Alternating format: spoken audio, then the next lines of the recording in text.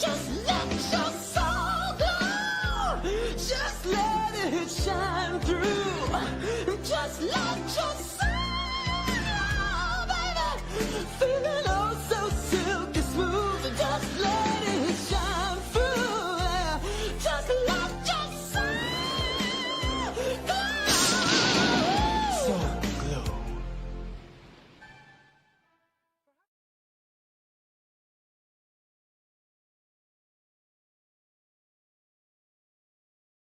That means that we punched our ticket to go try to win the Super Bowl, and that's it. We got one game at a time, starting at 1 o'clock on Sunday. Love y'all, boys. Love you. Love you. I'll go to war with every single one of you, every freaking game, all right? Love you, 1-7. Here we go. 1, 2, 3, 1, 2, 3. Win.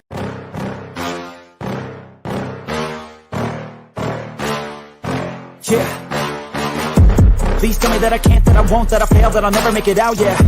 Please tell me all the bad, never good, fill my head full of every single doubt, yeah. Please say any negative thoughts, I pop off when I hear people say I cannot. I get off to the thought of proving everyone wrong, I won't stop to the top, so you better back off and get lost. I'ma stay loud, stay proud, never running out, never heading south. I'll be spreading out, call it word of mouth, can't put me down, I'll be getting loud. You can have me doubts, not what I'm about, have your fucking cloud. It be raining now, I keep making sound, go another round, bitch I'm legend bound, can't stop me now. You don't wanna fuck with me, a slow burn like a disease. Just tell me that I can and I'll show you things that you couldn't believe. Just tell me that I can. Just tell me that I can. Just tell me that I can. Just tell me that I can. It's showtime.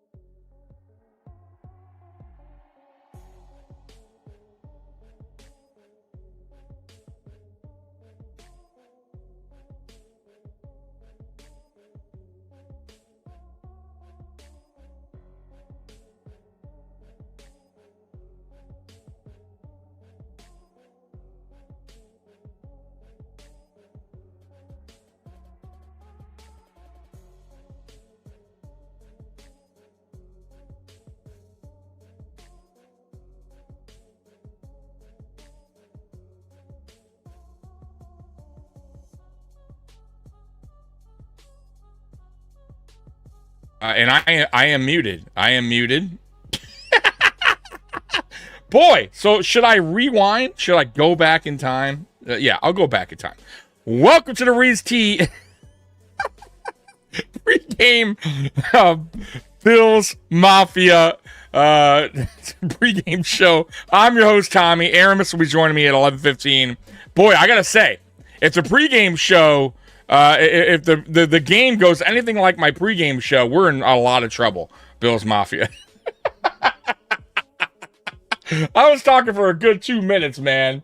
And I'm like, yeah, I was getting into it. I was saying stuff like Scott Blakely is the man. I was saying Randy Pokes is the man. Oh, my God. What up, Ray, man? Go Bills, man. Sorry about that, guy. Reached the point of the season, I noticed my optimism turn into pessimism. Think I'm protecting my emotions. I get it. Muted. Turn the mic on, goddammit. Turn the mic on.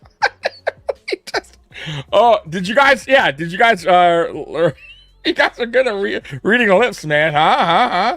Oh my God, embarrassing. I'm turning to see what kind of demoralizing takes y'all have for McDermott before the game even starts. Well, I gotta wait for Aramis to get on. My God, that was terrible. Muted. Hope Josh Allen isn't muted. Exactly right. If the game goes anything like my start of this pregame show, oh, we are in trouble, folks. But no, man, we gotta Maybe that's a sign. Maybe that's a good sign. Maybe, right? Tommy, if you paid attention to the chat, you would even known you were muted. Oh, whatever, Roy. Get out of town, man, with that, bro. Go Bills. Oh, you guys are a trip, man. I am optimistic, says Chuck. The Bills will win, but I hope we don't see Josh Allen with the deer in the headlights look. When that happens during the playoffs, we know we're cooked and not James Cook. Look, man, Josh Allen's been damn good in the playoffs, right? Like honestly, I would say 2019 is really where he had his bad performance, as you could say, and he was young then. So since then, Josh Allen's been one of the better quarterbacks in the playoffs. So I'm not worried about Josh Allen having deer in the headlights, in this game. You know what's funny? There's a wild stat that they threw out today on WGR. The Buffalo Bills defense has allowed, when facing the Chiefs in the playoffs, 34.7 points per game. Every other team, though, that we've played in the playoffs, we've allowed 17.7, I think. So, big difference between everyone else that we played and the Kansas City Chiefs, right? Meaning we play pretty damn good football all the way up until we play the Kansas City Chiefs, right? So, that is an interesting stat, right? And that's one that you should hold in, because that one there tells me that the Buffalo Bills are always taking care of business up until the Chiefs. And that's why I find it interesting that a lot of Bills Mafia, a lot of fans out there thinking we're going to get smoked by the Jaguars, that all of a sudden the Buffalo Bills team, is this bad that wild card weekend we have no shot against the Jacksonville Jaguars, who, by the way, have one more win than us. One more win, right? And we're acting like the Jacksonville Jaguars are this dominating team in the AFC, right? There was no real dominant team in the NFL, period, this year. I mean, let's be real. Everyone had losses, right? Everyone had bad losses. So, the fact that we're like already turning on our team, saying we're going to get blown out, we're going to one and done. There's a lot of confident fans out there saying, "Oh, we stink, we're out. We have no shot today." I don't know, man. It's crazy. It's crazy. I think it's crazy talk. I really do. I don't know why all of a sudden Bills Mafia feels so strongly about this team just getting whooped up. I don't understand it. I don't get it. Go Bills. Damn right, go Bills. McDermott gets the deer in the head. Exactly. Now, if you're going to say that, that is accurate. McDermott is the one that usually chokes up in the playoffs, right? He's usually the one that tightens up. Let's see. No bones. How about the LaFleur choke job last night? 4 straight, 3 and outs to start the second half. Yeah, bro. They big time. And I knew the game wasn't over. I knew Chicago was going to creep back in that game, and they sure did. The Packers, man, I'll be honest with you. I'm surprised the Packers put up that good of a fight offensively. Like, they did put up points. I mean, for a team that was up and down on offense this year, I didn't think the Bears defense played that great either. So that was a good game. I mean, back and forth, but yeah, they blew it. They had a lead. They jumped out early, and they just couldn't hold. They could not hold. The Bears are showing the Bills the difference between a defensive timid coach and an offensive minded coach. Yeah. The Bears defense was, man, they almost blew the game at the end there. I mean, Packers drove down the field with ease. But yeah, either way though, they got the dub, man. They move on. So Packers get sent home. Bengals playoff game was overall worst playoff performance by our team. Yeah, so I would say that game, and I would say the Chiefs 2020 AFC Championship game was a total team loss. we got smoked by the Chiefs in the 2020 AFC Championship game, and in the Bengals, we absolutely got worked. So I would say those 2 losses were total team losses. But outside of that, man, I mean, the Buffalo Bills have handled business in the playoffs, right? Even when we faced the Chiefs outside of the 2020 game, they've all been relatively close games. I mean, down to the wire, right? That's why I just find it funny that people just think we're just like this terrible team now. All of a sudden, we're just going to get smoked. It's craziness. But we'll find out in about 2 hours, right? So, I don't really talk trash. I'm not a trash talker. I've gotten some Jaguar fans already commenting my previous video. I had one Jaguar fan say that the Jaguars are the new Chiefs of the AFC. I mean, wow, like that's a strong take when you haven't even won anything yet. I mean, like, wow. But hey, I mean, I don't know, fan how you want to fan, but that is a wild take. Even if the Buffalo Bills winded up winning a Super Bowl, I don't know if I would say that. Like, dude, we got a while to go if you're going to become the Kansas City Chiefs, what they have accomplished. Like, are you crazy? I mean, that's wild to say. So yeah, but hey, fan how you want to fan. Let's see here. Beth knows balls. What's going on, Beth? Fun fact I learned yesterday. How groups of animals have a name? Gaggle or geese. Murder of crows. Conspiracy of Lamar's. You know what a group of buffaloes is? A Gana. Okay. A gang. Okay, a gang. Well, interesting. Tommy, what up, Jimmy? How you doing, brother? So we are a gang of mafia. I get it. I like it. We are a gang of mafia. I wonder how many fans will be, or Bills Mafia will be in Jacksonville today.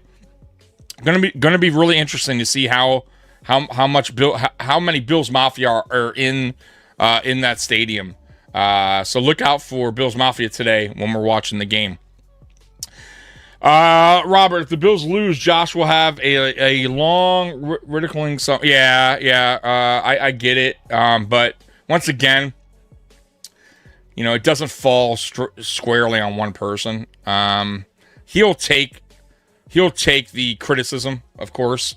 But I'm not going to blame him unless he has an awful game, Robert, where he cost us this game, right? Where he's throwing interceptions, he's fumbling the ball, he's not doing anything to help this team today. Then fine, you could point the finger at Josh and be like, hey, he blew it, right? But come on, 95% of the times we lose here is not because of Josh Allen. It's because usually the defense lets us down, or it's just a total team letdown. But Josh Allen, I don't recall a game where I'm like, man, at least in the playoffs, where I'm like, man, Josh Allen really let us down. Like, let's be real, guys. Like, has there been a game where you really come out of that game going, man, Josh Allen was terrible? I don't recall a game. Maybe 2019, right? Josh Allen, second half, Josh Allen wasn't the best. I guess if you want to go that route, okay. Outside of that game, I mean, when has Josh Allen been terrible in the playoffs? Or when have you come out of a game going, man, like if it wasn't for his shitty performance, we would have won that game? Like, man, I don't know. Ty Johnson was seen in a walking boot this morning. Yeah, he's not playing. He's definitely not playing. And the fact that he's in a walking boot tells me he may be out for the season or for the playoffs. So, not good losing Ty Johnson. Not that he's a main focal point of the offense, but he's a weapon. So, yeah, that sucks, man. So, Frank Gore Jr. Was called up from the practice squad. He will be on the game day. He's on the 53 as of now. We'll see if he starts or if he gets a jersey today. More than likely he does. You're going to want at least 3 running backs out there. So, going to be interesting to see if Frank Gore gets any time today out there on the field. But yeah, that sucks, man. I'm guessing he got hurt in this week's practice. Mafia strong. Ugh. Let's do it, man. Bean gets the deer at free agency and drafting. You know what, Robert? I'll say more so on free agency than drafting. I think I strongly disagree with a lot of Bills Mafia about Brandon Bean's draft picks. I don't think they're as bad as you guys make them out to be. It's easy to point out the bad picks. Very easy. We can go on every team and point out their bad picks. But what about the good ones? Why aren't we ever addressing the good picks that Brandon Bean has drafted? Like, we don't, right? Or you guys don't. The people that are shitting on Brandon Bean's drafts. I'm not saying they've been A pluses throughout his time here, but they also haven't been Fs or even Ds. I would say overall, I'd give Brandon Bean's drafts, if we're doing an overall, since he's been here, I would say a B minus, which is fine. B minus, right? You got to remember, we draft always at the end of every round, right? We've only drafted twice in the top 10, 2018, and I believe 2019 is when we got Ed Oliver, right? Every other draft after that, guys, we're drafting 30th, right? 29, 30, 31. I mean, we're always, we're always at the end of the draft. So, I don't know. I think he gets a little bit too much criticism on the drafting. Now, free agency, listen, I'm with you. Like, free agency's been kind of a disaster. And that does kind of fall on him with the cap, right? So we use cap as an excuse, and we don't have a lot of money to go out there and get better players, but you're the one that is extending these players that are constantly hurt, guys that probably shouldn't be extended, and then also on top of that, when you're getting a bulk of these players in the offseason for 1-year deals, 2-year deals, why not shrink that down and just get 2 good players, 2 impactful players, and then fill up the rest of the roster through the draft or through UDFAs? Like, I don't understand that concept of we must get 10, 8 to 10 players on these 1-year deals. And a lot of these guys are just, they don't do anything for us. They do nothing for the team. So I just don't understand it. Like, both of our signings in free agency, the ones that, most of our money went into, obviously, Bosa, Palmer, waste of money, right? Ogunjobi, a waste. I'm going to call it a waste. It's a 1-year deal. He was suspended half the season almost, right?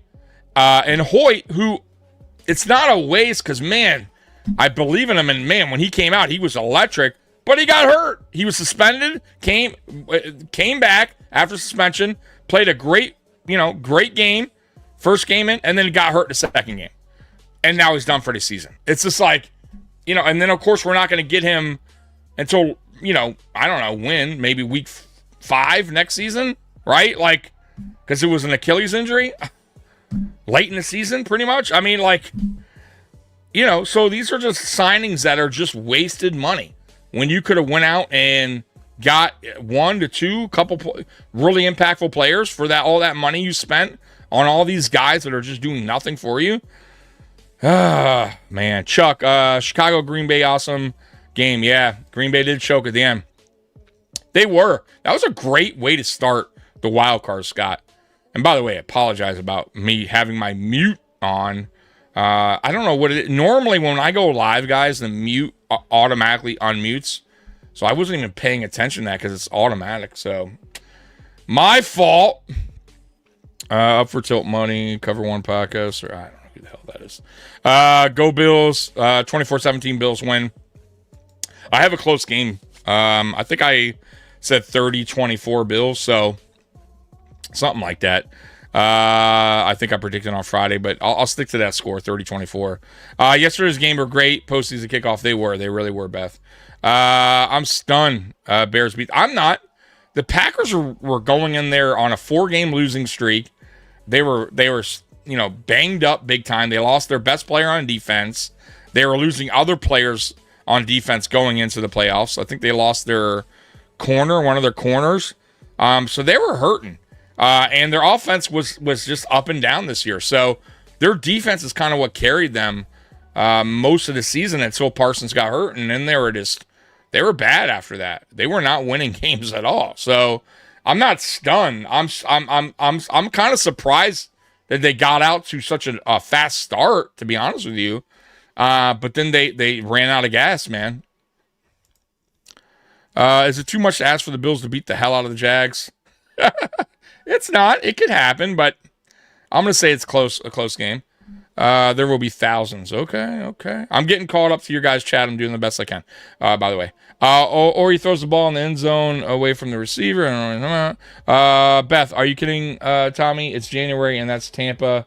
Half their population is snowbirds from Buffalo. Okay. Well, you never know. Jags are now favored by bet on the money line. Go Bills. Yeah. So we were favored 1.5, and I think they're favored now 1.5. So, but I don't. Look, man. It's going to be a close game. But I think the Bills will find a way today. And by the way, I'm giving credit to the Jags. Like, it's funny, like Jaguar fans, like I love when I like predict these games or talk about these games, and like other fan bases sometimes pop in here and get so offended that I'm picking my team to win. And I'm not on here going, you guys suck. The Jags you're terrible. The Bills are gonna blow out the Jaguars. Like, I don't understand some fan bases, man. They don't. I just don't get it. I don't get it, man. I can see fans saying something like Ryan Clark, but a former player saying this is pure prejudice. Okay.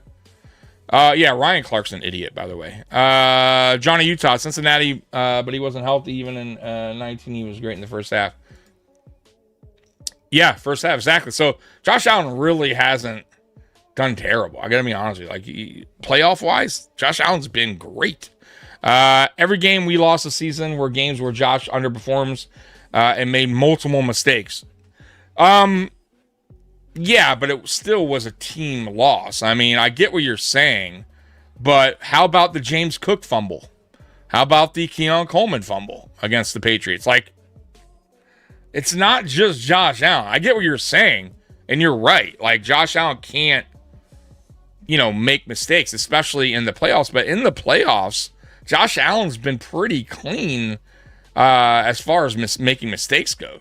I had his stats? I thought I had his stats pulled up here. By the way, Josh Allen was the number one jerseys, NFL jersey sold this season. So congrats, Josh. So Josh Allen. Let's see here. Josh Allen for the playoffs. Let's see his let's see here. I had it pulled up here. Okay. So Josh Allen in 13 playoff games, he has 25 touchdowns, 4 interceptions, 3,359 total yards. So, guys, 25-4, almost, pretty much, let's just say 3,360 total yards. Guys, that is really good football. Like, you can't complain when you get those numbers. Josh Allen's been very reliable in the playoffs. Once again, I don't know if you could sit here. I don't know what reasonable fan could say Josh Allen is the reason why we lost these games. I can't buy into that. Roy, Jags at home being favored makes sense. Yeah, I get that. I'm not even mad at that. Listen, they are on a winning streak. They do got a better record by 1 game, and they're at home. I get it. And I'm not mad at that at all. But we'll find out what happens today. We're going to find out in 2 hours. And then we'll be here, me and Mikey, post game. And if Jags fans that were commenting on my Friday Night Lights on the Friday Night Lights podcast we had, I told them if they want to come back and join us post game, win or lose, we'll be here. But most of the time, they never, most of the time, they never come back. It's obviously if we win, because we do, right? The only time we really lose in the playoffs is against a team called the Kansas City Chiefs, and they're not in it. So we've been down this road, Bills Mafia. We've been down this before, right? Come on, man. This isn't our first rodeo, right? We've heard the noise. Oh, Denver's going to beat you. We heard that last year, right? Oh, Baltimore. Baltimore's going to crush you guys, right? They crushed you in the regular season. You have no chance. How are you going to stop Lamar? I heard it the first time we played Baltimore. Then I heard it the second time because, they got Derrick Henry now. They crushed you in the regular season. Guys, what happens in the regular season is thrown out the window. Means nothing when it comes to playoff time. Means absolutely nothing. And I say that all the time. I was, okay, I'm not going to talk trash. We're just going to wait and see who the better team is. But I'm confident about my Buffalo Bills team. I am. We've watched this team go in the playoffs since 2019 with Josh Allen, right? And for the most part, Josh Allen and company have handled their business. Now, yes, they have had a couple losses outside of the Chiefs. They lost to the Texans, obviously, in 2019. I'll give them a pass. That was Allen's second year. Okay. Since then, there's only, outside the Chiefs, one team, the Bengals. Bengals beat us 1 year. But it's really been the Chiefs. Outside of that, we've handled every single opponent. So I'm not really worried about this team. This team has been there, done that. And us as Bills Mafia, we know the outside noise is exactly what it is, just noise. So I'm not really concerned about this game. I'm not. I think it's going to be a tough game. I think it's going to come down to probably the last 5 minutes of the game, probably. But I'm confident in Josh Allen. I'm confident that, the Buffalo Bills have the best quarterback in the playoffs right now, in my opinion. At least in the AFC, right? I guess that could be debated on the NFC side. But for me, we got the best quarterback in the AFC right now in the playoffs. I mean, if people want to debate that, that's fine. But, Ariel, how about Ray Davis, first team All-Pro kick return? Yeah, bro, what the fuck? That was out of nowhere, right? Ray Davis. I'm like, I remember when I first saw him returning kicks, I'm like, why the fuck is Ray Davis returning kicks? Because he's not the fastest guy in the world. I'm not saying he's slow, but, I would expected a faster guy back there. Conrington, by the way, waste of a signing, right? Remember when we did the 53 breakdown? Or the, me and Mikey did our 53 breakdown and who should be on, who should be off the 53. And me and Mikey both have Conrington off the 53. And you guys were like, oh my God, why? And we told you why. One, because of the year prior. We had him on there. He was good. He wasn't great. He was reliable. But we winded up booting him late in the season. A healthy scratch. Didn't even play in the playoffs. It was a waste of a roster spot. So I didn't understand it. And so we said this year going in, it's a waste of a roster spot. You could put somebody else back there. Look what winded up happening. Winded up putting somebody else back there, right? I mean, come on, man. So it was a waste of a roster spot. And I think we winded up cutting him, right? At some point. I don't even think he's on the team anymore. If he plays clean, mistake-free, we will win. I mean, to be honest with you guys, most of the time, Josh Allen plays pretty clean football in the playoffs. So I don't know why that's even being thrown out there. Josh Allen has been very good in the playoffs. Like, guys, you should know this. You are Bills Mafia. Like, I shouldn't have to tell you guys that Josh Allen has been very reliable in the playoffs. Like, listen, if we were Baltimore fans right now, right, talking in the chat, okay, I can go with that. If you guys were like, hey, Lamar's been, boy, if Lamar, can limit the turnovers, if he can, he's been shaky. Look, I'd agree.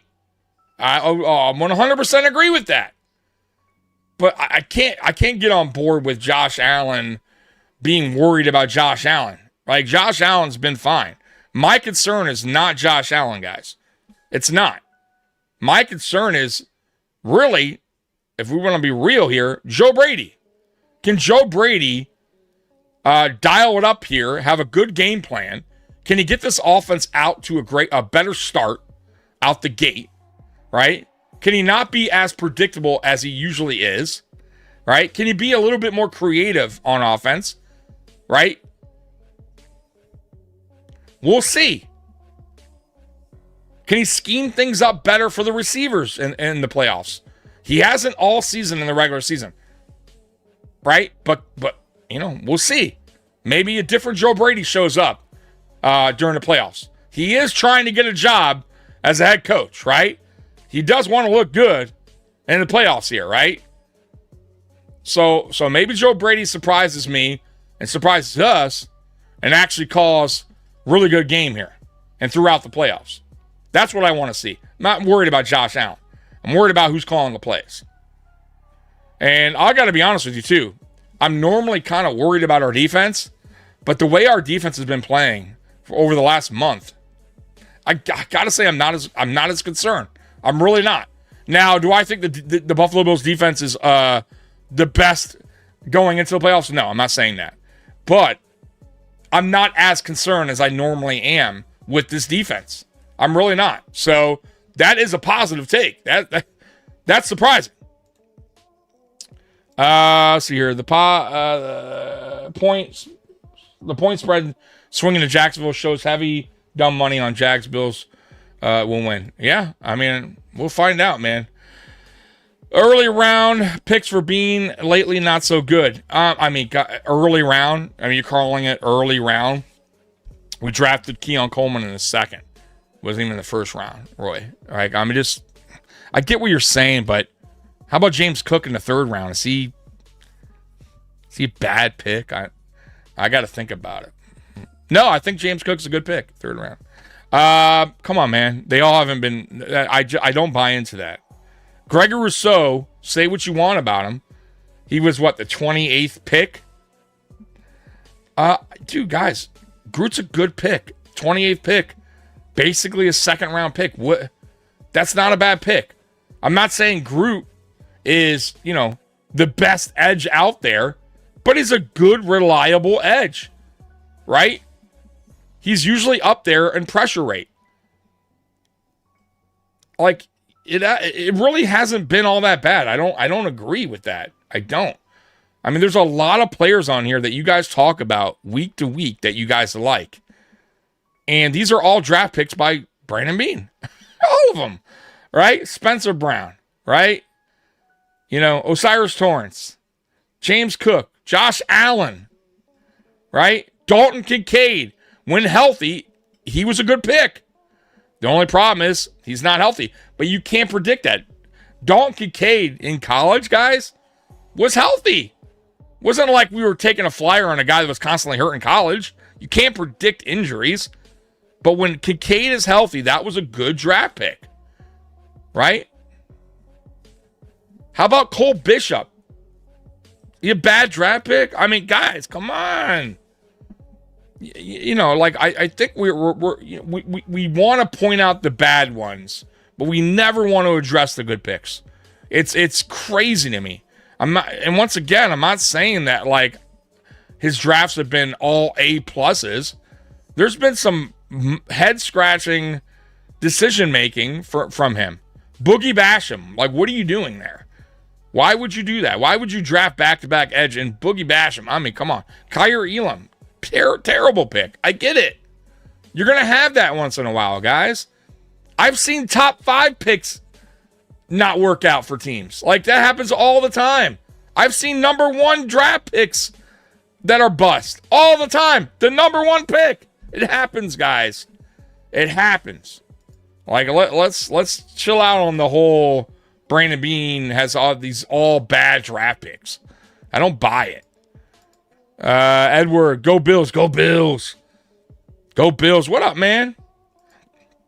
Waddle sure wouldn't have been a feather in the cap to have today. Yeah. Look, I'm with you, Joey. And I was pissed off, and I made a video about it. I'm not going to lie. You know what I mean? I told you guys, I keep it as real as I can, right? Brandon Beane has his flaws, And that is one of them. Him, hoarding these draft picks every year is crazy to me. You got to eventually change, change your philosophy, change your way of thinking on how you're going to do what your offseason is going to be like, right? You can't keep doing the same thing by hoarding all these draft picks. Most of them aren't, a lot of them, because you got a million of them, aren't working out anyways. For me, what I would like to see is, you trade one away for a player like a Waddle, or you trade up in the draft instead of trading back. You could pile a package like you did in 2018 where you move up and you try to get a top 15, top 10 pick. Get yourself a playmaker. Get yourself a guy that can move the needle, right? Instead of moving back or, constantly, avoiding trades that you can send a 5th round or 6th round for a guy that can actually help the team now, right? The draft, you never know what you're going to get. Right? But if you have a proven guy that's been in the NFL a while, that you can make a trade for on a 5th round, 6th round, 4th round, 3rd, make it happen. For me, that's easy decision. And I don't know why Bean has struggled with that. And by the way, we do have the king in the house. What up, Aramis? Let me mute this music real quick. And that music is off. What up, bro? How you doing, man? I'm good, man. How you? Good, man. I'm just getting caught on the chat. Well, I got to say, terrible start to my podcast this morning. So, how when we go live on StreamYard, it's muted initially, and then right when it kicks on, it automatically takes off the mute.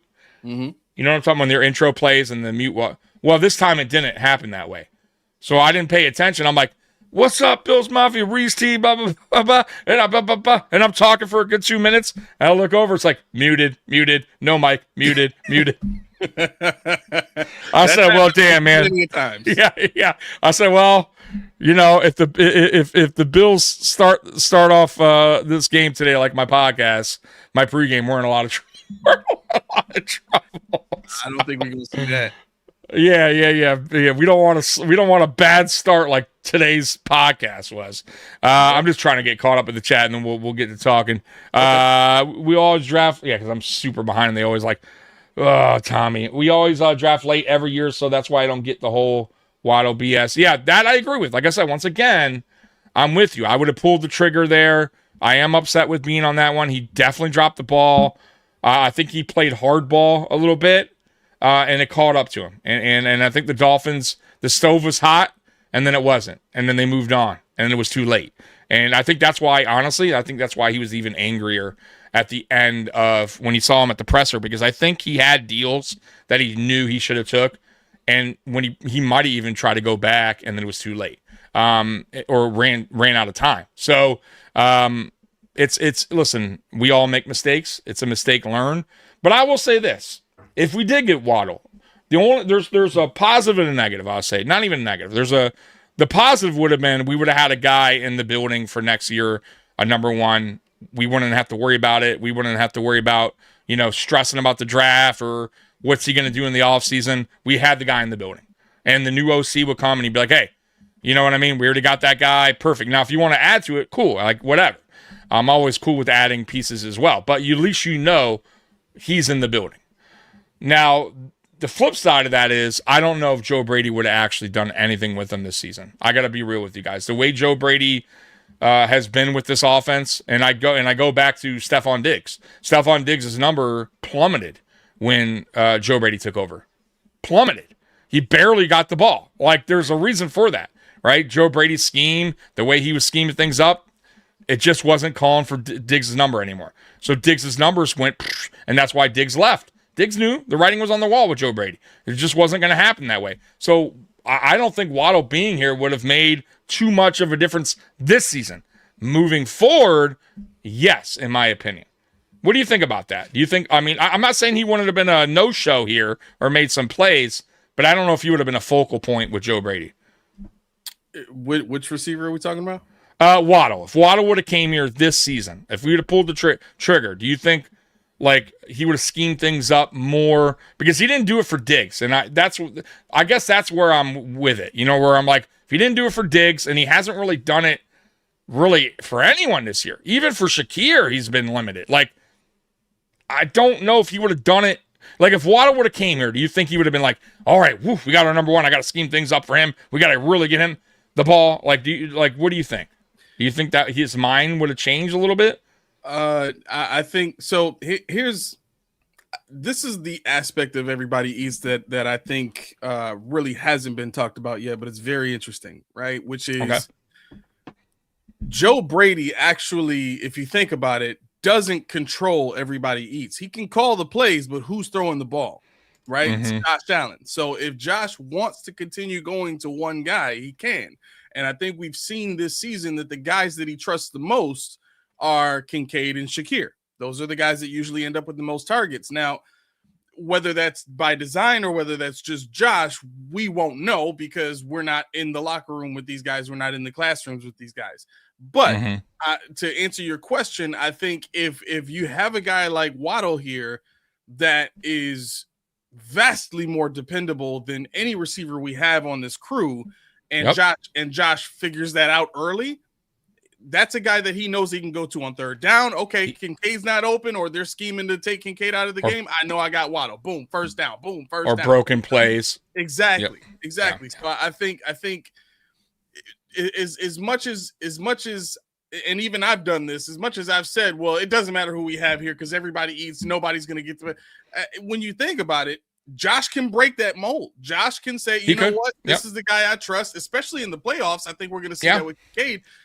Like this is the guy I trust. This is the guy I'm going to in a key moment. He's going to make the play for us. Yeah, no, absolutely. You know, that's a great point. It really, and I agree with you with that. I'm just saying, as far as play calling goes, as far as scheme goes, I don't know if he would have necessarily Brady. That is now, Allen. You're right, Allen. And by the way, I didn't even think about that too. On plays that break down. That's another thing too. We just don't get guys that really. It takes a while for these guys to, we didn't have that issue, guys, in 2020, really 2019, 2020, 2021, 2022, 2023 season. These guys all found a way to get open. Every single one. Cole Beasley, right? John Brown, Stephon Diggs, right? He had reliable guys when things will break down and he could go to, right? Now it's like, guys, why do you think he's running backwards? Like he's buying as much time and guys still aren't open. I'm not saying there isn't plays where guys are open. Clearly, when we go back, we watch all 20. There's always, and that's every game, guys. Every quarterback misses a guy here or there. But for the most part, I think that's the biggest flaw we have. So Waddle would have been the guy that is probably obviously the reliable guy, the guy he would have counted on when things were breaking down. So I agree with that. I don't know if, like I said, I don't know if he would have been a true number one for this season until we get another OC who would make him kind of more of a focal point or scheme, related, how he's calling a game plan. Like a Stephon Diggs, for instance, right? When Dable had Diggs, even when Ken Dorsey, right? Come on, let's be real. When Ken Dorsey was the OC, Stephon Diggs was fine. Stephon Diggs was getting catches. Everything's great. Yeah. When Ken Dorsey got fired, things went, Stephon Diggs was not Stephon Diggs. Like, let's be real. Like, the play calling was a little different. To your point, though, like to kind of, expound upon your point, I think Jalen Waddle would not be widely regarded as a 1A number one type receiver. That is true. He would be a one here forever. Right, because there's nobody better than him. But correct. I don't think that's the guy that people are talking about. Yeah, he can get off the line when he needs to. He can separate from anybody. Like you can scheme him open in a lot of ways, and he is a good separator.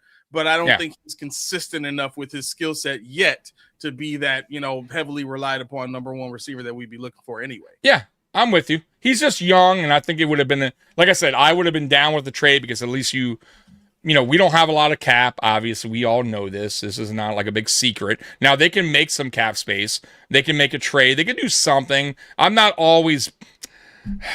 Listen, I know the cap's real, but there's always ways around it, guys. So that's why I'm not always overdoing the whole... I know Keys is big into that. Oh, there's no money. It's impossible.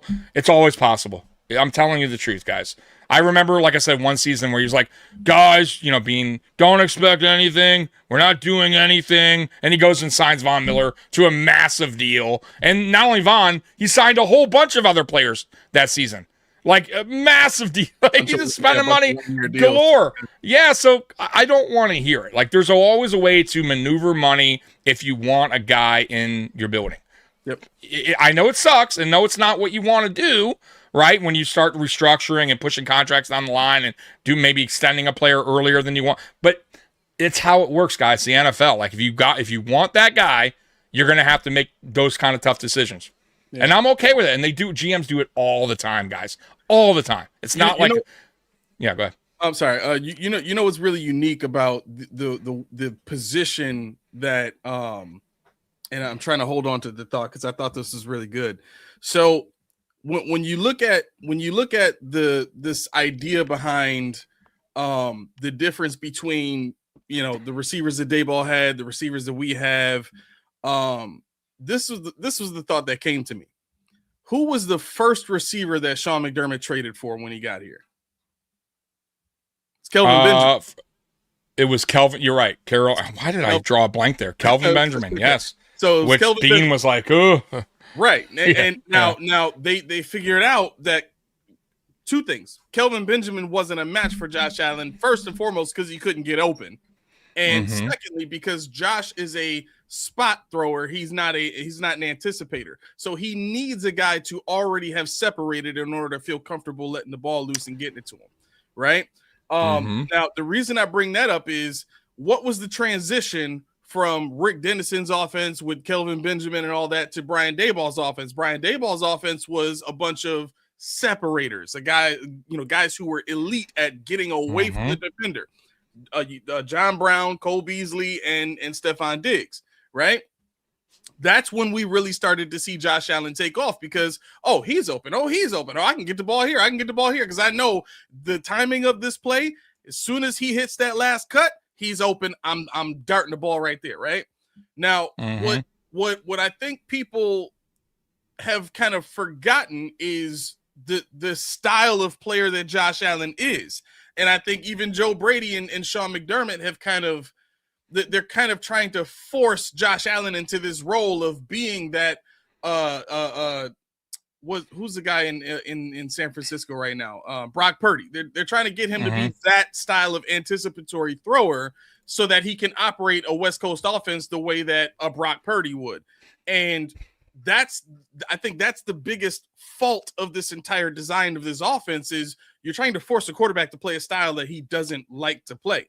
And you don't, not only that, but you don't have guys that can separate in that offense. So where's he going to go with the ball? He's not an anticipatory thrower. He's got to see a guy come open. So with the weapons we have right now, not only is everybody eats broken from the start, because you're trying to force Josh Allen to play the way that he doesn't want to play, but you don't even have the style of pieces that you need to make that happen. Exactly. And there's the other part of that too. The elite separators in the league all make what? Money. Big money. That's right.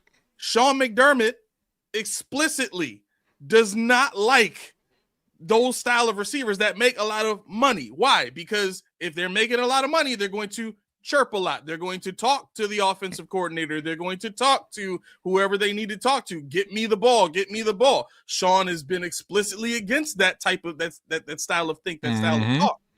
Right. So when I'm thinking about this, I'm like, unless you're going to go get another Stephon Diggs, Joe Brady might as well just walk out now because none of this is going to continue to work. It's not going to get better next year. You need the pieces to make it work. No, I strongly agree with that. That's why very interested to see what OC we bring in or what OC gets promoted or we'll find out. I just have a really bad feeling it's going to wind up just being a guy that's promoted within, or it's going to be I think it's Davis Webb, our former quarterback who has ties here, obviously young, willing to take the job, willing to do whatever McDermott asks him to do. So he's not going to really bring his own flavor to the building, which what another outside OC would. But McDermott doesn't probably want that, so he doesn't want the tug of war back and forth. That's why I found it funny when people are like, "Oh, Brian Dable will never come back here, never, not ever." under Sean. Yeah, not under Sean. Not under Sean McDermott, correct. Real quick, Matt, the fact that Baylor Spector and Dane Jackson are active in the playoff game in 2026 is a joke. I don't know how Bean still has a great. But look, man, let's be real here. Late injuries, guys, in the season. I get what you're saying. I'm not a BS fan. I call him BS because it's BS. He's always hurt. And Dane Jackson, I get it. But when you have late injuries to your depth pieces, right? There's not a lot of guys out there. There's not like the best of the best that's floating around the NFL. That's one, right? And this time of the season, two, if there is, maybe let's say someone slightly better than Dane out there or slightly better, the problem is so late in the season and playoffs, they're not going to know the playbook. They're not going to know the defense. So they have to bring back guys that are somewhat familiar with the defense, right? And these two guys are very familiar with Sean McDermott's defense. So I can't blame like one thing I got to say, I can't blame these guys for injuries. I can't. We talk about Kincaid. Kincaid was a good pick. He wasn't a guy that was injured in college a lot. Unfortunately, he's injured in the NFL a lot, but you can't predict that. Bean's not sitting there going, man, look, if you drafted him and he was injured always in college, I get it. Man, you took a chance on the guy. Look what's happening. But guys, injuries happen. You know what I mean? Like they're not predictable. It just happens. So it sucks that we're in this situation, but a lot of teams are in this situation. I got to be real with you guys. I mean, look at the Packers. I mean, the Packers traded for Micah Parsons. You think they thought Micah Parsons would be out halfway during the season? Of course not. Like, that wasn't their goal. It just happens to be. And then they couldn't make up for that loss. It doesn't matter. Like, some losses you just have to go with, right? And in our case, I think our depth even getting hurt. I mean, it's just the way football is brutal, guys. It's a brutal sport. And that's why, on paper, a lot of teams look great week 1. But by week 18, boy, on paper, it's a different story. A lot of these guys aren't even on the roster. They're injured. They're out, right?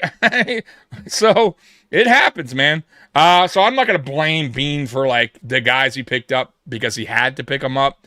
Those are just guys he had to pick up. I mean, there was, like, for instance, Ty Johnson getting hurt this week. Not that he's a focal point of the offense, but he's a part of the offense. He plays a part, but he got hurt. It is what it is. I mean, Frank Gore Jr., by the way, Frank Gore Jr., so it begins. I hope he saw that. That's great. So it begins. Let me do that one more time. Yeah, Frank Gore Jr. Oh my God. So, you know what though, Frank Gore Jr. I doubt he gets a lot of playing time. To be honest with you guys, he probably won't see the field much, if at all. But he wasn't terrible in his preseason debut, like in his preseason games for the last 2 years. I mean, I did not see he dropped the ball once. He did fumble the ball once. I believe it was this season. He was actually having a good game too. But he's not, like, everything I've seen, he's not a bad player. He runs a lot like his dad. Yep. So I'm not hating it.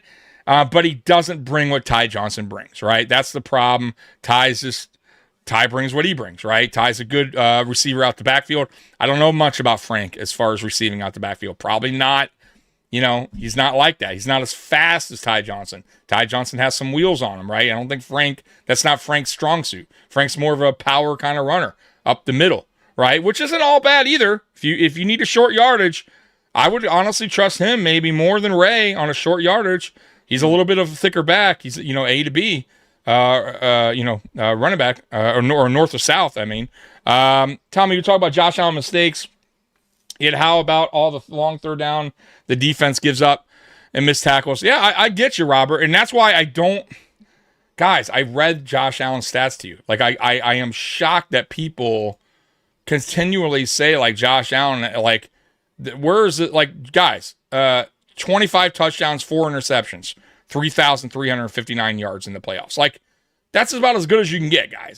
Those great numbers. Like, when has Josh, like, and I was saying this earlier, Aramis, like, think about a game, because I can't think of one. Maybe the Houston one, But think about a game where, like a playoff game, where you're like, man, Josh Allen really cost us the game. You're like, maybe the 2019 second half, like he kind of fucked up there, fumbling the ball and playing careless, but like a game, not a total team game, because he's played some rocky games. I'm talking about a game where you were like, you went out of it going, man, if Josh Allen didn't play like total shit, we would have won that game. Like, I can't remember. I really can't recall. Maybe 2019. Not 2019. No, the second half. I'm just saying the second half. Maybe I would say against the Bengals. The Bengals is probably the worst game he's ever had in the playoffs. Period. Yeah, and that was a loss. I mean, the Colts game that we had here, where Josh is running backwards and all that kind of stuff. I think he had a fumble in that game too. But I mean, we ended up winning that game at the end. So like you can't really say, he played like we won. He did enough to win. Right. That's all you can ask in the playoffs. So exactly. I think the Bengals game would probably be his worst, but I mean, even then, it's like you just kind of knew that season everybody had no juice at that point. You know what I'm saying? No, it was done. Yeah. Even though like I don't like that as an excuse, that was their reality, so we have to accept it. Yeah, I get it. And that was a total team loss. Like I would say that game. I would say the Chiefs 2020 AFC Championship game was a bad game. Josh didn't play his best either that game. That was a total team loss, I felt like too. But Josh probably didn't play his best performance. But I didn't think it was god awful. But he did make some mistakes in that game as well. But once again, I didn't go out of that game though going, it's all on Josh Allen. If he, I was telling them, like, if we were Ravens fans and they were saying Lamar, okay, I could kind of buy into it because he's made some really big mistakes in key losses in playoffs, right? Like Lamar maybe a little bit more so than most of the top tier quarterbacks, right? I would say Mahomes has been the best out of the AFC playoff quarterback, guy that really has not made many mistakes, and I would say Josh is right behind him. As far as reliable, like you guys going into a playoffs going, yeah, I can rely. I'm pretty confident Josh Allen will play his best football, or at least be, play a really good game. There's not many I could say Josh Allen's going into this game. God, Josh Allen has to be. What Josh are we going to get today? Like I just don't. I don't. It doesn't come across my mind. I really don't. You know what I come across in my mind? What defense will show up today for the Buffalo Bills?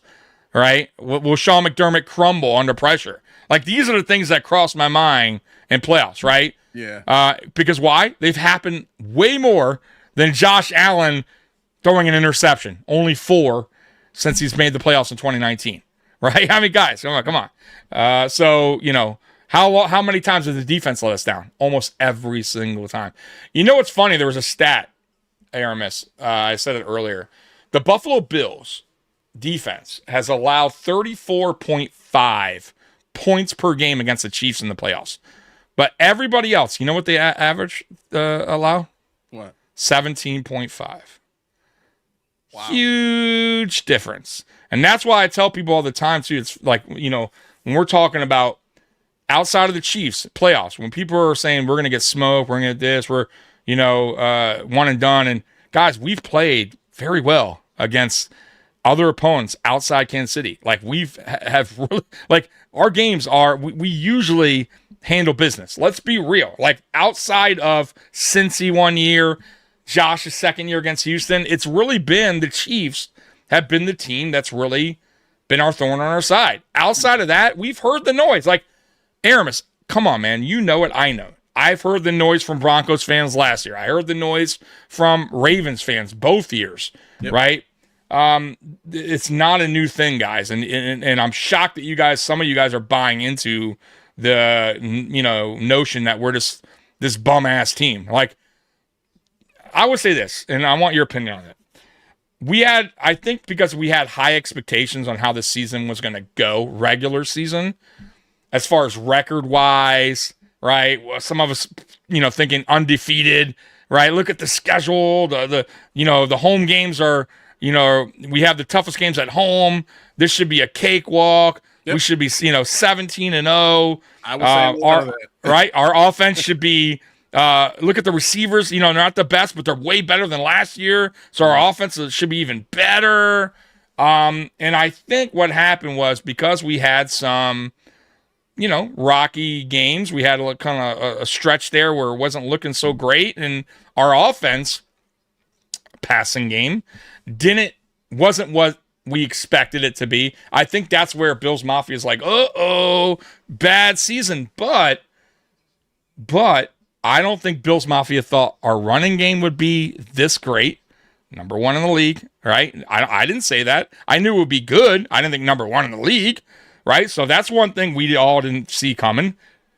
And when we look at the losses, right? And I go back now. When we lost to the Patriots initially, we're like, oh, the Patriots. Oh, bad team. We're losing to Patriots. Patriots are a fucking good team. Well, let's be real. Patriots are now, right? That wasn't a bad loss. That was a tough loss to a really good team that, by the way, we beat down the road. We lost to Houston. Remember that? Oh, Houston. Ugh, I think they were under 500 at the time, or at 500, whatever. Oh, Houston. Ugh. Bro, Houston, nobody wants to face them now, right? Was that a bad loss? Not really. And by the way, we had an opportunity to win the game. It wasn't like we got smoked. The only losses I would say that were bad this year, guys, is the Dolphins and the Falcons. Philadelphia, Super Bowl, defending Super Bowl champions. They're not a bad team. Now, this year, they're playing a little clunky on offense, but their defense is legit. They're still a good playoff team, right? They're still waiting in the playoffs. So I don't think we had like many bad games. We had a few, which, by the way, happens every year to this team. Every fucking year, guys. Yep. So I think our expectations maybe is the reason why a lot of us, and of course the passing game is maybe why we're or a lot of Bills Mafia are like, oh, we're going to get smoked in the playoffs. But guys, we're a 12-5 team. With all that being said, we still went 12-5. The almighty Jacksonville Jaguars that people are like, we're going to get smoked, have won one more game than us. One more game. I get that they had some, maybe tougher, they beat better teams than us probably down the road there. I'll go with that. I could buy into that. But they also lost to Houston, same as us, right? So I just, look, man, at the end of the day, every NFL team this season, Aramis, has had some rough stretches. They've had some bad losses. And I'm confident in this team. I don't think this is our best playoff team going in. I'll agree with that. But I also don't think it's our worst. And I also say there's no Chiefs, there's no Ravens, and there's no Bengals, which all three of those teams kind of gives us fits a little bit. Now, even though we've taken care of the Ravens in the playoffs, we didn't take care of business against the Bengals. And the Chiefs, obviously, we don't take it. So outside of that, these are all winnable games, in my opinion. They're all winnable. Now, are they games that we're going to blow these teams out, or am I overconfident that we're going to win? No. But they're all games where I can go, yeah, we can win. We can beat that team. What do you feel about that? Like the season as a whole, and then what do you feel about this team in the playoffs? You're probably not going to like my answer. It's fine. No, all right. No, I love it. Go for it, man. That's why we do this. I think when you look at the division the Jaguars are in, their resume. We're going to have the resume conversation now. Yeah. Their resume is a little bit better than the Buffalo Bills, even though there's only a 1-game separation. They have two teams in their division other than themselves. One of which made the playoffs. The other one, because of a quarterback injury, just barely missed. Right. So when I'm looking at just the competition in the division alone, them coming out of that division as the winner says a lot about where they are and where the Bills are. Now, there's caveats to stuff like that, because they and we'll get into some of this stuff later when we dive into some of the stats and stuff that I have here. But when you kind of do the research on both teams, you start to realize that the Bills might be a little bit better than their record indicates, and the Jaguars might be a little worse than their record indicates, just from a in-game numbers performance standpoint, right? And again, we'll get to that stuff in a few. But as far as the season goes, I think one of the things that has bothered me the most about Sean McDermott is there's times where it seems that he's completely oblivious to his opportunity to set the record straight on his ability level.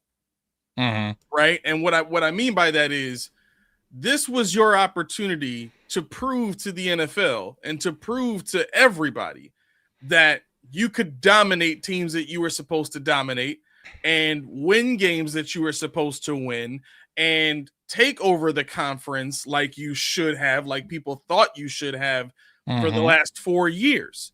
And instead of making sure that you did that so that not only you get the credit, but your players get the respect and the credit, you decided you're going to focus on your little circle of trust and your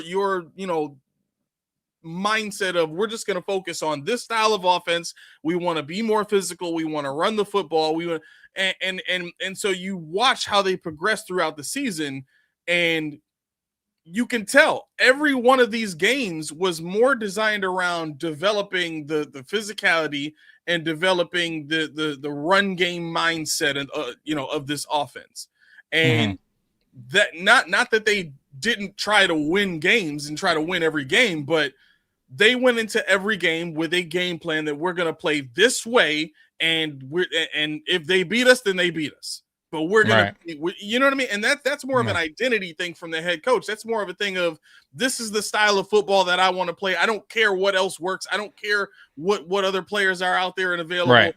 We're gonna play this way, and I think that's kind of the issue that I've always had with Sean, and I think that has been the biggest detriment this season.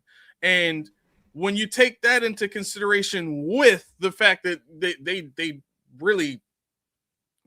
They don't play as well on the road because their defense is not designed to, right? They don't play a style of defense that is capable of taking away 70% of everything, right? When you look at Houston is able to take away about 90% of everything. That's why they're so good, right? And for where the Bills are ranked, they're 7th in total defense this season. They don't come off as that type of defense. Why? Because they're 31st against the run. You know what I mean? 28th now. Get it right, pal. All right, you're totally disrespecting the Buffalo Bills run defense. Friday. Okay, all right, my bad. Unbelievable. I'm tired of the slander. 28th, pal. Get it right. All right.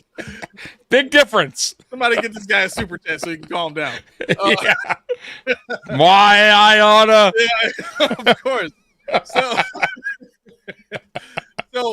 But yeah, like to me, you can't look at this defense and say, well, they're good in every area, and so they're going to give the Jaguars a run for their money, with like the utmost confidence. You know what I'm saying? Because there's this huge weakness, and I think with every top 10 defense, every defense has their weakness, but with top 10 defenses, usually that weakness is very small.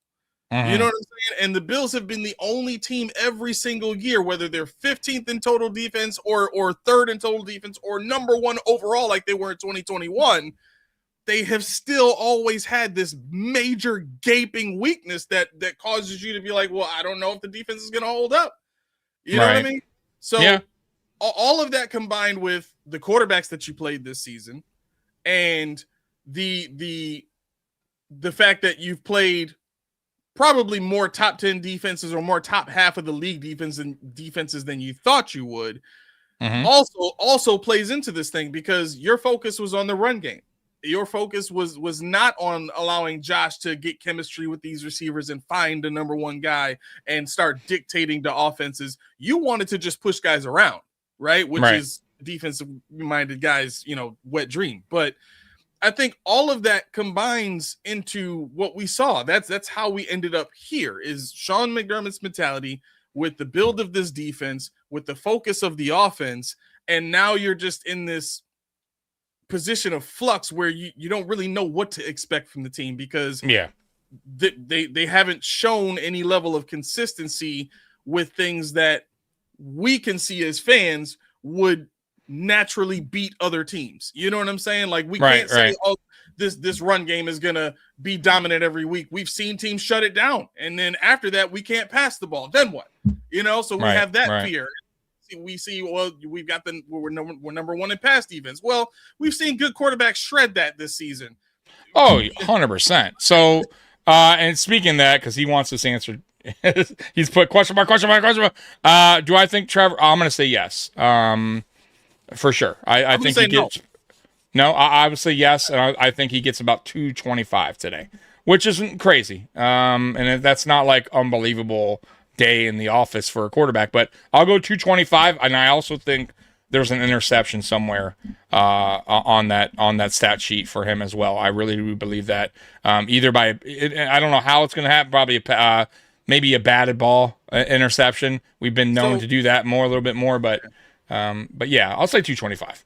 So I think there's one key thing that goes into this, and I don't know if this person is asking because of betting, but maybe. Well, yeah, probably. So there's two things. So earlier this week, we heard Sal Capaccio on WGR talk about what Liam Cohen does with Trevor Lawrence leading up to that 15-second mark before the mic cuts off in the helmet. He's talking to Trevor Lawrence and basically giving him the answers to the test, right? Yeah.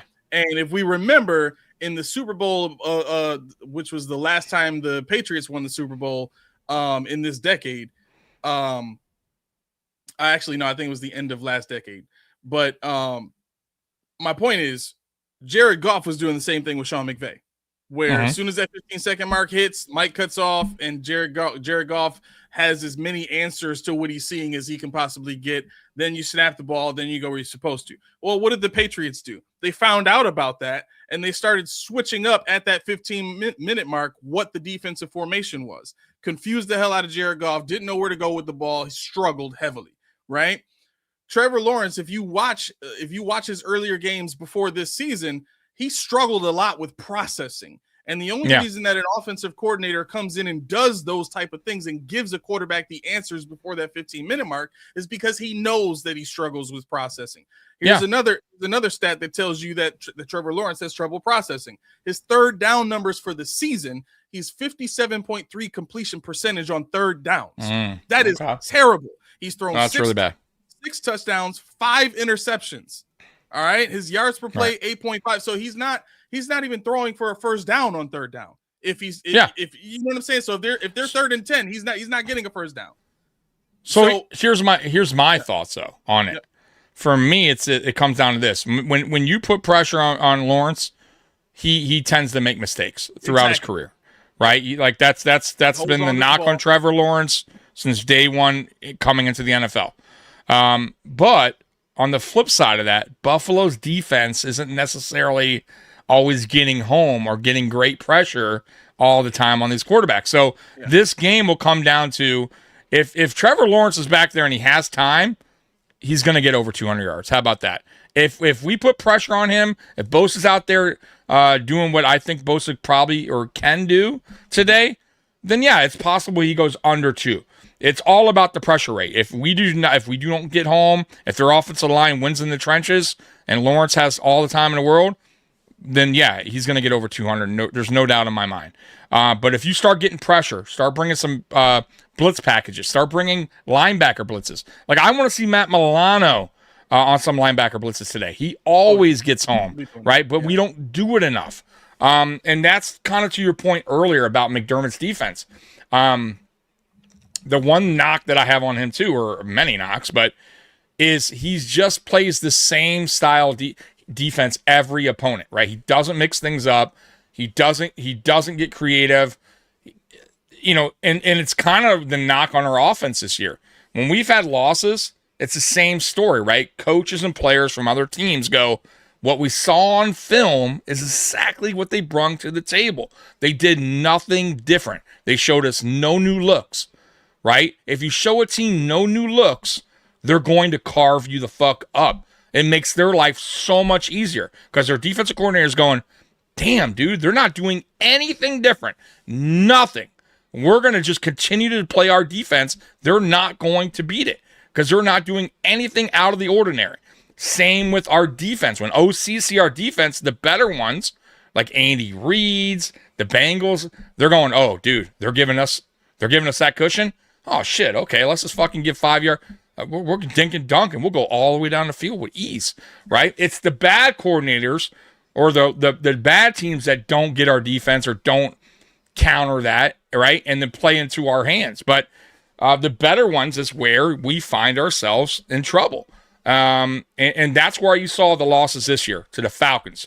They said it. Players said it. That shit was easy. They did nothing different, right? Nothing. They showed us nothing different. The Texans, the coach came out and said, bro, they gave us nothing. Bro, that was the easiest shit. They gave us no looks, no new looks. So you can't go into games with the same preparation as you have the prior week or the week before or the week before. You can't, because it makes their life easier. It's easy. It's predictable. And that's been, I think, my biggest knock on McDermott as a coach. He just doesn't like change. He's going to go in there with the same philosophy, same defensive mindset. And right now, because he has his hands in the cookie jar on the offense, it's the same thing with the offense. It's the same. We want to run the ball. We're going to do this. We're going to do it. We're going to do it. We're going to slow drives, kill the clock. For me, Aramis, and you can tell me if I'm wrong, when we play like a Houston, let's say we play Houston again. Let's say we play a defense that's like a Houston or a Denver. I would like to see this offense go more up tempo, right? Change it up, right? Take some deeper shots downfield, mix it up. Why? Because you're showing different looks. 1, 2, you're also, when you go up tempo, you're getting the defense a little bit more gassed out. You're getting them thinking, right? Double guessing what you're doing, right? They're backpedaling more, right? Mm-hmm. They don't have time to make all these adjustments. When you're taking your time, like we normally do, slow, methodical drives, these better defenses are going, great, thank you. You're doing everything that you shown previous. You're doing nothing different. Slow-ass drives, we're going to make you pay for it. So what do you think about that? Going against better defense, would you like to see more up-tempo, kind of take more shots downfield, different approach? Or would you like to see, hey, stick with what's working for this team?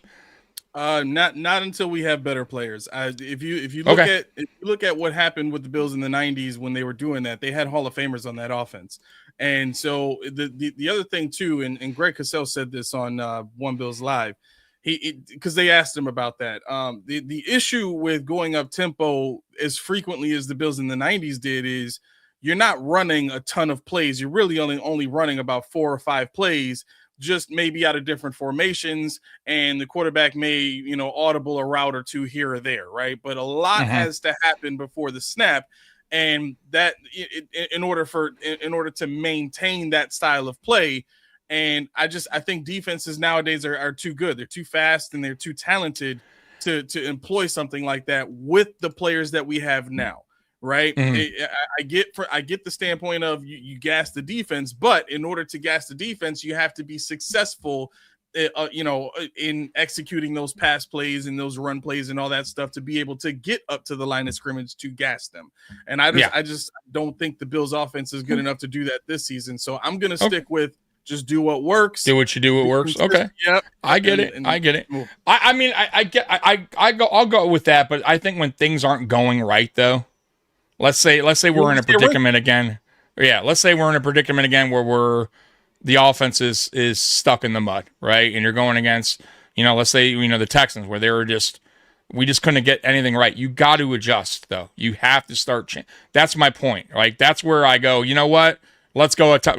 You have to. You can't keep sticking with the same. You're going to get the same results. Is my point. So yeah. I guess that's where I'm going with it. Like. You have to show a different set of cards, right? A different hand. You have to, because if you keep going through, hey, we're just going to keep doing what we're doing here, it's not going to end well, all right? It hasn't ended well. So I guess that would be my point. And I got to say, I get what you're saying about, like, we're not really built like an up-tempo. But when we have gone up-tempo this season in games that we've trailed, just saying, the results are kind of there, right? We have Baltimore, at the end of Baltimore, let's be real, we went up-tempo and we actually had better results. Cincinnati. Mm-hmm. New England, we went up tempo at some point towards the end of that game there, or the second half. We started off a little bit going down a little bit more downfield, going a little bit more quicker on offense. I'm not saying no huddle. I'm not saying it has to be the majority of the game, but I would like to see at times when things aren't going right, when we're kind of getting stuffed, we're having a lot of 3 and outs, mix it up. Stop going back to the well, right? Well, and that's I think they will. I think they will. I get what you're saying. I hope so. Yeah. I don't think it's wrong to want that. I think the only thing that gets in the way of that is Sean McDermott's going to reserve that for when it's absolutely necessary. You know what I'm saying? Yeah, I'm with you. I think he's been very consistent in showing us he's only going to pull that out when he absolutely has to. Correct. Yeah. You know, emergency. Break right, the glass. exactly. Fuck it. Just do what you got to do. Thank you. That's it. I'm desperate. Right. And unfortunately, he doesn't. So in the first half of games, he's not going to feel desperate until we're down by 30. Like then he'll feel desperate in the first half to do stuff like that. If you get to the third quarter and it's still a 2-score game, he's not going to get desperate till maybe 5 minutes left in the fourth quarter. And in my opinion, it's too late. But for a guy like that who likes to stick to his guns and stay disciplined and stay focused on what we're here to do and the style of play and all that kind of stuff, that's what we're gonna get. That's who he is at this point. Right. And for those, by the way, I saw Roy's comment earlier about Bean and the receivers, and I hear that all the time. So if you guys want to be real here, and we're gonna talk about Bean not helping Allen, blah blah blah. Okay, first of all, if you want to really go back in time, if that's what you guys want to do here, 2017, Bean wasn't even part of the draft. He wasn't even hired at that point. He was hired after the draft. How did that draft go, guys? Who was the number 1 pick for the Bills that year? And I like him. He was good for a while. And he's good now, to be honest with you. I love that he came back. But who was it? Who did we take, guys? Trey White, defense. What position do you play? Oh, defense. Oh, wow, shocking. He went defense with his first pick. Over who? Over what? Oh, Patrick Mahomes? What? Say it again. Patrick Mahomes? Yeah, that coach. Don't get twisted. That wasn't Whaley's draft, guys. Don't get all folded up and think, oh, Whaley. No, Whaley was kind of part of it, but let's be real. That wasn't Whaley's selection.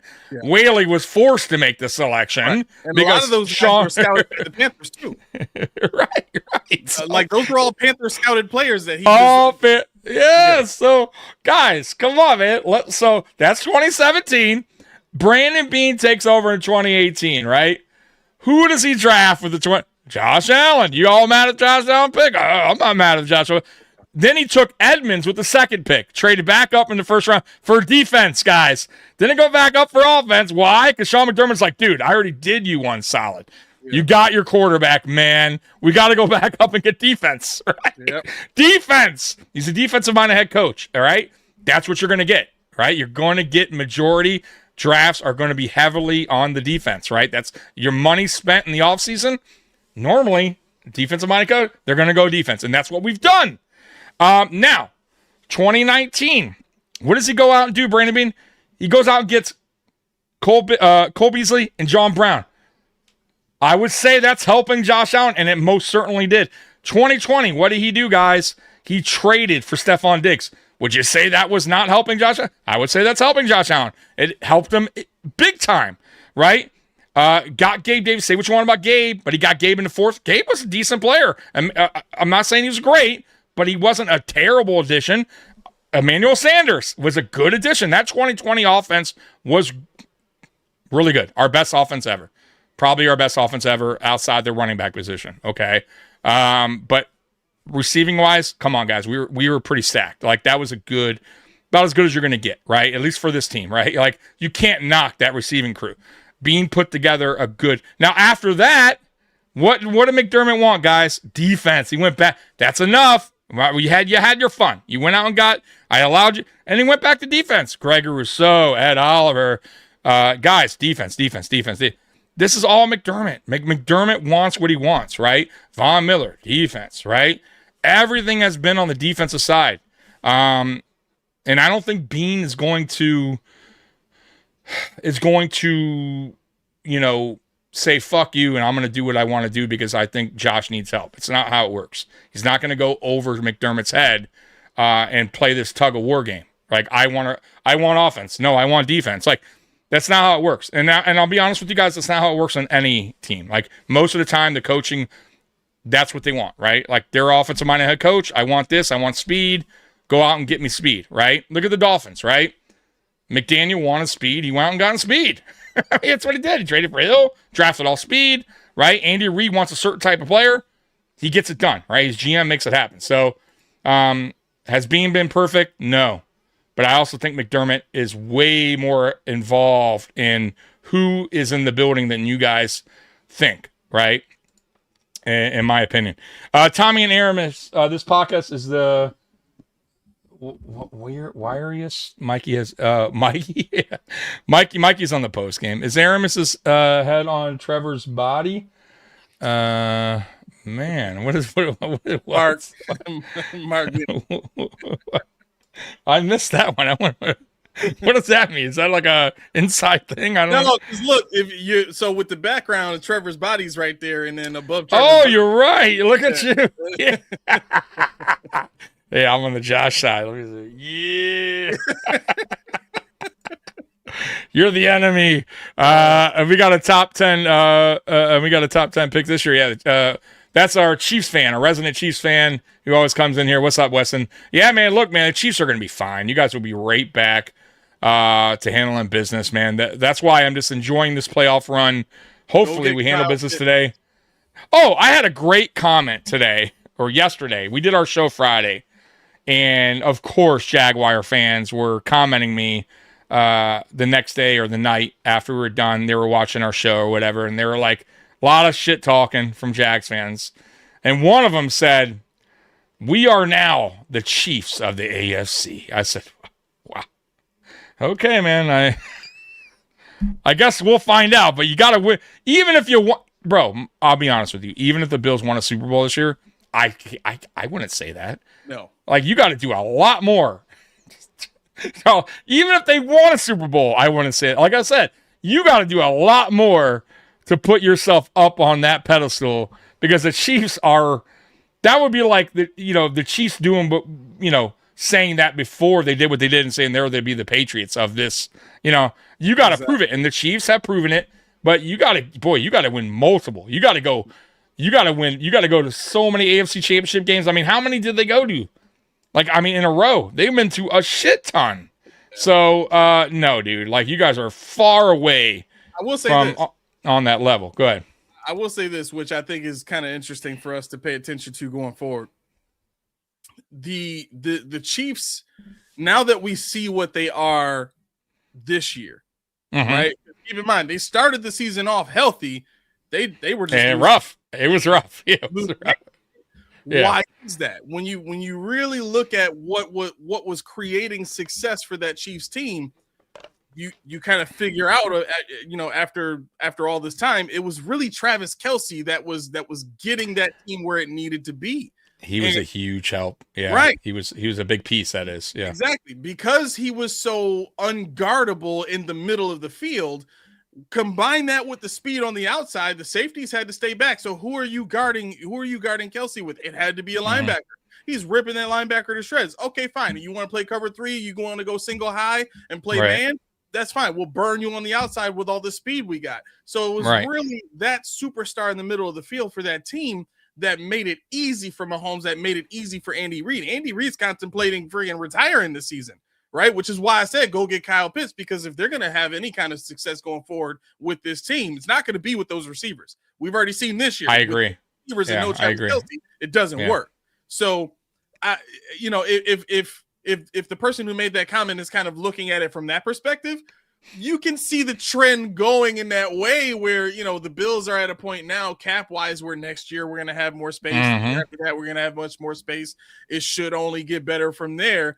Then, yeah, okay, I could see that, but I just wouldn't claim it right now, like you said. No, that's what I'm saying. I want to claim it. You got to get to multiple Super Bowls and win. And let's be honest, the Chiefs have set a pretty high standard. It's like the Patriots back in the day. Like, it's hard to do. Like, getting to one is hard enough, right? Getting to multiple is unheard of, right? Like, they set a pretty high standard, right? A high bar. Like, that is, I'm not saying it's not reachable, but you gotta be consistent with it, and it's tough to be consistently good in the NFL. Like, it really is. And the Chiefs did it for a long time. But like you said, I think this year Kelce just aging, and it happens. And He's probably going to retire, and he didn't have his greatest season because of that. And it happens.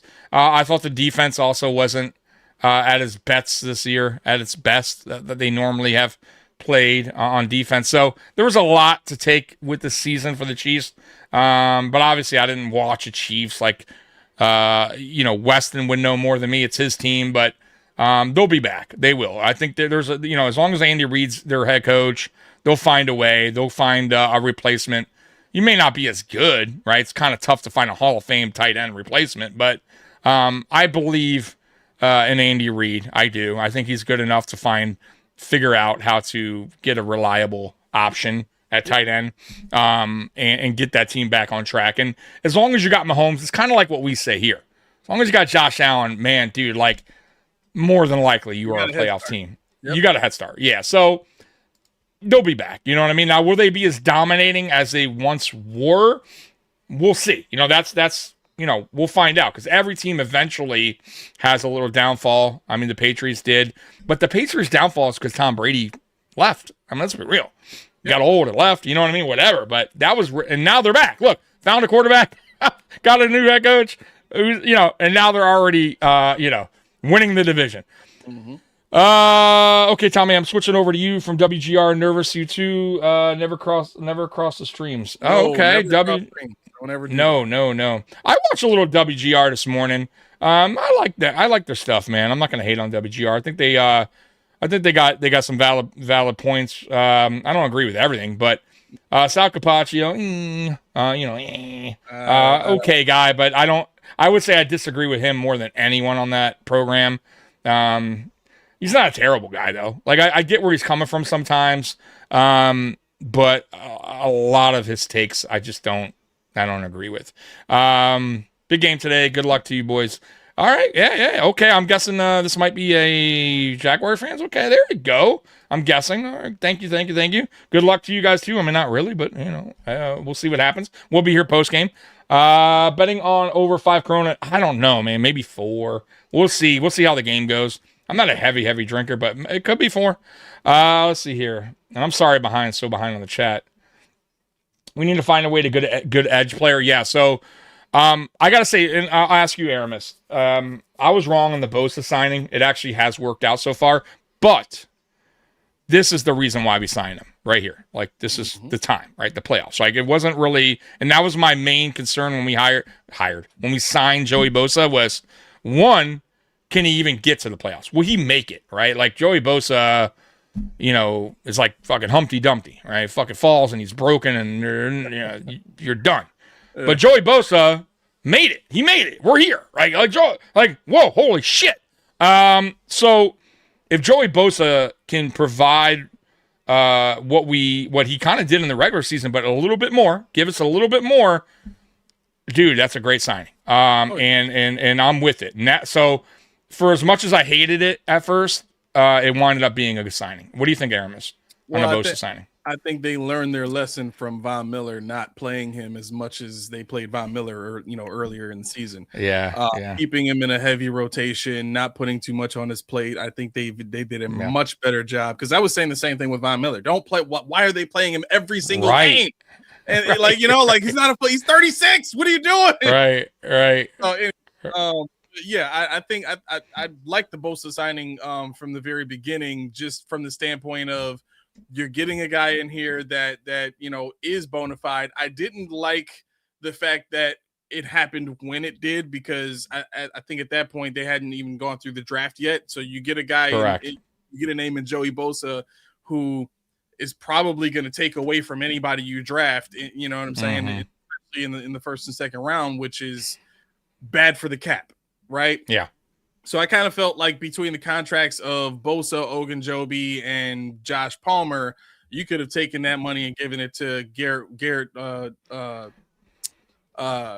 Myles Garrett. You know what I'm saying? Yeah. You could have, traded for Max Crosby and given him the money. Or, you know what I'm saying? Right. Had an elite guy that you could depend on. But to this point in the season, I think when he's in, the pressure rate, jumps up a little bit. Which is a big deal. I think the numbers on pressures say a lot about these two teams. The Bills' offense against pressure is 4th in the league. You know what I'm saying? And the Jaguars defense is 23rd in pressure rate. So they don't really get a lot of pressure. I think they're like middle of the pack in terms of sacks this season. So they like their pass rush people who know me know I'm not big on this offensive line, but I think they're good enough against a defense that isn't getting a lot of pressure, doesn't have a lot of sacks. I think Josh should have a lot of time.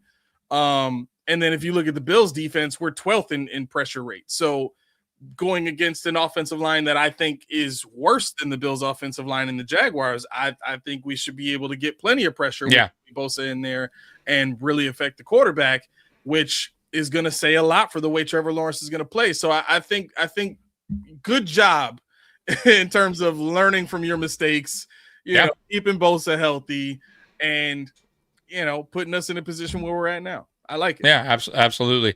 Now, as far as getting a one in the future after this season, that's what I call future. But that's something they do need to. They definitely need to figure out. Yeah. You can't keep, signing 1 year guys like it. And to your point, and I said this actually earlier in the podcast. Like, that's another knock I have on Bean. And there's not a lot, but that's another one. It's like, stop with these, signing these, 8, 9 players like 1 year deals when you can get a couple really good needle movers, guys that are actually playmakers, instead of just loading up your roster with guys that aren't going to do anything. It's a consistent thing we do here in Buffalo, and I hate it. Like, Bean has to take a different approach to free agency. He has to stop. You don't need that. You don't need to fill your depth chart that crazy amount. You can get UDFAs. You can build it through the draft. Like, there's ways to fill your roster outside of getting, all these 1 year, 2 year contract. And look at all these guys we signed this year outside of Bosa. Let's be real. None of them really have played any significant part. I mean, like Ogunjobi, right? I mean, he's suspended half the year. He's giving us. Today. He's not even really. Yeah. So, right. And that was a lot. That wasn't even a cheap deal on a 1 year deal. Then you got Hoyt. I like Hoyt, but dude, Hoyt got hurt. I mean, I know it's unpredictable, but still, right now, as of now, waste of a contract. Palmer, right? Another waste of a contract, and that's a 3 year deal, right? Why? Like, why? Fuck that 3 year deal on a mid receiver. Fuck that 1 year deal on Ogunjobi, right? Hoyt, fine. I like Hoyt. It sucks about the injury. You can't predict that. I'll put Hoyt aside for now because he's still here, and I think he could do something. But all the other signings we did, I don't even know if they're on the roster anymore, are all wasteful. Put all that money into 1 or 2 players, and you know what you're getting. You know they're going to be guys that you can count on. These other guys are all depth. They're guys that aren't even making the team or not even dressing on game day. It's just a waste. You can get that through the draft. You can get that through UDFA. You can get that off other teams when they waive their players, right? When they do their cuts. Like, if you really want a guy. So the offseason has been kind of a disaster. I'm not going to lie. Like, I don't agree with the free agent signings. I don't like the 3 year deals. I hate the 1 year deals. You got to stop that. Like, we bring in a guy 1 year. It's like you expect Josh Allen to get comfortable with a guy that's been here 1 year and he's gone. Like, it makes no point. It's pointless.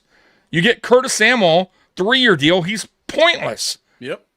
So you want Josh to what? Like, you know what I mean? Like, get familiar with a guy that's not even on the field, can't even dress up for game day. Right. So you wonder why our offense is so clunky, and guys aren't, like, you're signing guys that aren't even reliable, can't even make it on the field. Like, he has to switch that up. You got to stop.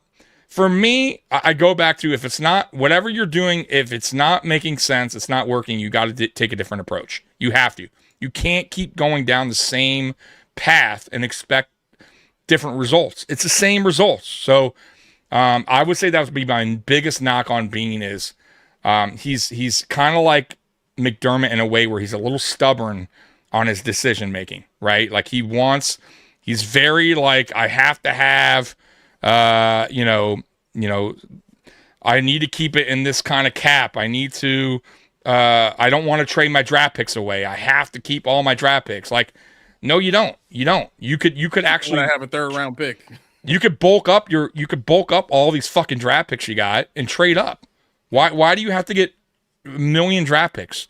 You know they're not making the roster, right? Like, you know a lot of them aren't, right? They're late round picks anyways. How about instead of getting 4 6-round picks, you take 3 of those 6 rounds, you move up to the 4th or whatever, and then you take those 4th and you get back up in the 2nd. Then you take this. He's done it before. He's not an idiot. Yeah. So I need to see that, because you're never going to get a better draft pick when you're a good team. You have to make moves. You have to trade up, right? So we're always going to be in that, drafting late in every round unless you actually make some moves. And teams do it all the time. I don't know why Bean wants to just keep adding on to these picks, to the draft. I just don't get it. Anyways, let's go into some of these. And I think I'm almost caught up. I think I'm way behind. Hey guys, here in Jacksonville, getting ready to head into the stadium. Go Bills. All right, man. Sorry if you're not here anymore. I was late on the chats, but hey, have a good time. Go Bills. Let's do it. Bills playoff defense gave up 30 games. That's actually wrong. That's wrong. I said it earlier. So they give up 34.5 to the Chiefs. Everybody else 17.4. It's a huge difference. Huge difference. Yeah, like, I'm not saying we're gonna only allow 17 to the Jags today, but we're not bad. Wait, did Tommy just throw shade at Singletary? Or listen, I love Motor Singletary. Good dude, but he's no James Cook, and he's not a number one. He's not. But listen, he was a 3rd round draft pick. I mean, come on, man. Like, he's not terrible. You wasn't saying that last year when you thought Cook shouldn't have been paid. Stop the foolishness, man. Stop. Look, I eat crow. All right, Cook is damn good. He's damn good. He's damn good. Qualify he was only a 3rd round pick. You thought he was better than Cook. Wait, he was. But whatever. Cook was in 2nd round. He should be better. Steve Lynn, what's up, brother? What scenario gets McDermott closer to firing? And I'm gonna. That's easy. Being one and done, or getting beat by Patriots in the AFC Championship and watching them win Super Bowl. Either way, today starts the beginning to the end. Steve. Look. Thank you, by the way, for always supporting the channel and obviously supporting Post Podium. Here's my deal, and I've said this to you before. And look. Fans can fan how they want to fan. I'm not here to push anything on you guys, right? Just because of my opinion, I'm not saying my opinion's right, and I don't think Aramis is always saying you have to have, no matter what, my opinion is what it is. It's the Bible. Like, you have to, you know what I mean? Like, it is what it is. It's a podcast, right? But look, man, here's my feeling on this. I do not like McDermott. That is well known. I don't like him as a head coach. I think we could do better. I don't think he's terrible, but I also don't wish my Bills to lose because I don't like them. Like, I don't, man. And I get what you're saying. I understand your frustrations throughout the years. I'm frustrated. I want a Super Bowl here. I get it.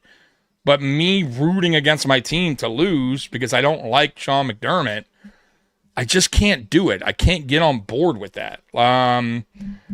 And I don't think McDermott gets fired anyways. Like, even if we lose today, McDermott's contract ends with the 2027 season.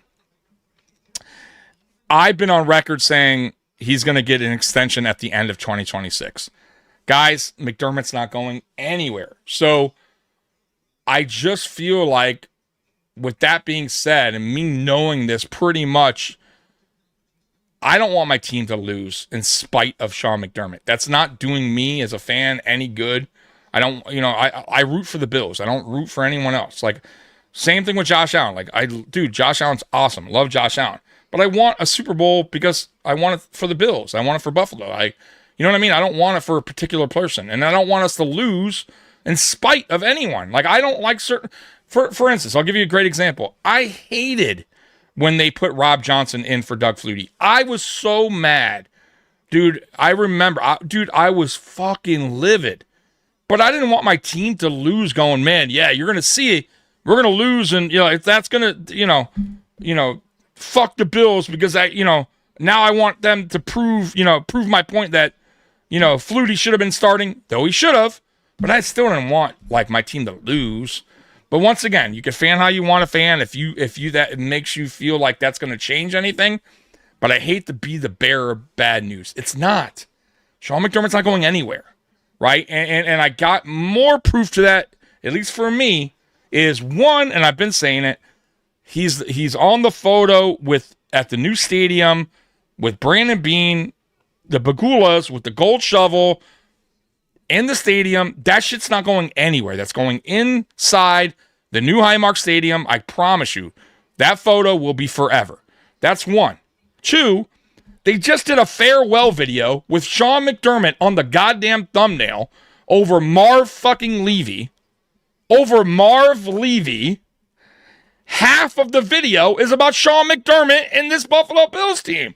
He's not going anywhere. I promise you. The only way Sean McDermott gets fired from this team is if he'd have to have multiple losing seasons. At least 2 multiple losing seasons, no playoffs. Then I can see it happening. Outside of that, dude, his contract's so close in 2027. I don't see Terry Bagula going, yeah, I think it's time for a change. I don't see it. I think he's going to get out the checkbook. He's going to extend Sean McDermott. Because why? McDermott's going to get to the playoffs in 2026 again. I promise you. We're going to be a playoff team again. And there's going to be, he's going to go, you know what? We're making money. The stadium was packed, right? Another sellout season. I'm making money. Life is good, right? Dude, I don't see it. I just don't. And Pagula has nobody else talking to him saying, hey, maybe maybe it's time. Who's talking to him? The head coach. Sean McDermott is giving Terry Bagula or telling him what we should do as the team. Football operations. We don't have that. Unless Bagula goes out and hires somebody in charge of football operations, right, that can actually go into his ear and go, hey, maybe we need to move on from Brandon Beane. Maybe we need to move on from Sean McDermott. Then maybe. Outside of that, I don't see it. I don't. So I'm not going to root for my team to lose because I hate Sean McDermott. It's not going to do anything. It's really not. What I'm just saying, look, you can fan how you want, but why would I? That's not doing me any good as a Bills fan. So we lose today, and I'm going to go, yeah, Sean McDermott, maybe he gets fired. I'm not happy. Why would I be happy about that? He's not going anywhere anyways. I think the mentality, and I get what you're saying. I think the mentality that I've kind of maintained is that because I talk to Steve on a regular basis. Yeah. I think we are thinking of the Bills as a house, right? Mm-hmm. And if the house has a faulty foundation, yeah, can you remodel and do a bunch of things to the the upstairs and the second floor of the house? Sure, you can do a bunch of stuff. You can make it look pretty and all that kind of stuff. At the end of the day, you still have foundational problems, right? You still have leaks. You still have correct, right? So at some point, you're going to need to fix the foundation, or what? The house is going to come apart, right? So I think we're looking at it from that perspective of Sean McDermott is the rot in the walls of the foundation, just based on the way he runs the team. Now, where our optimism, I'll say, where our optimism comes into play here as Bills fans is we're thinking about a move that potentially puts us in a better position than we are with Sean McDermott. Whereas when most people think about getting rid of Sean McDermott, they think about going backwards. And that's the difference, right? Mm-hmm. The people who think about going backwards when we fire Sean McDermott are either content with what Sean is doing or happy with what Sean is doing, right? They're just happy winning the games right now. And I think that there's a large contingent of fans that also think it's so hard to win a Super Bowl. Just one. It's so hard to win a Super Bowl, period, for 2 reasons. A, we haven't seen one in pretty much everybody who's watching now his entire life, right? Win one. Right. We've seen it. We just haven't won it. Right. And the B side of that is we've had a team that went 4 times in a row and lost, right? Mm-hmm. So the idea behind how achievable it is to win a Super Bowl escapes a lot of this fan base. There's too much pessimism in terms of winning a Super Bowl. Now, making the playoffs is a completely different thing because we've made the playoffs a couple of times after those 90s Bills teams. So that seems more achievable. Just get to that place and we can have a fun season. We can have a good time. We can party and we'll give ourselves a chance. And that's what this regime that's in place now has kind of programmed into this fan base. Well, we just want to get to the playoffs and punch our ticket and give ourselves a chance, right? Right. But the issue here is you see teams like the Eagles get there consistently. You see teams like the Rams make trades and do what they got to do in order to get there. And for everybody that's looking at the Rams and listening to my point and saying, well, yeah, the Rams are terrible the next year. But the year after that, they were in the NFC Championship game, which was last year. And now they're back in the playoffs this year, and they're the favorite in the NFC to go to the Super Bowl again for the second year in a row. So I think the focus gets kind of murky for people when you talk about getting rid of Sean McDermott because they don't think I'll say it like this. They think the likelihood of finding someone better is so small that you don't really want to risk getting rid of that guy. And to the point that I made on Friday, if you just listen to what people say about head coaches who've gotten fired, these are not bad head coaches. They just don't have quarterbacks. Like Raheem Morris, there's a lot of people that are looking at that firing like, yo, he took a team that was terrible and made them very competitive even this season. What was his issue? Michael Penix and Kirk Cousins. Neither one of those guys were good enough to really win anybody games.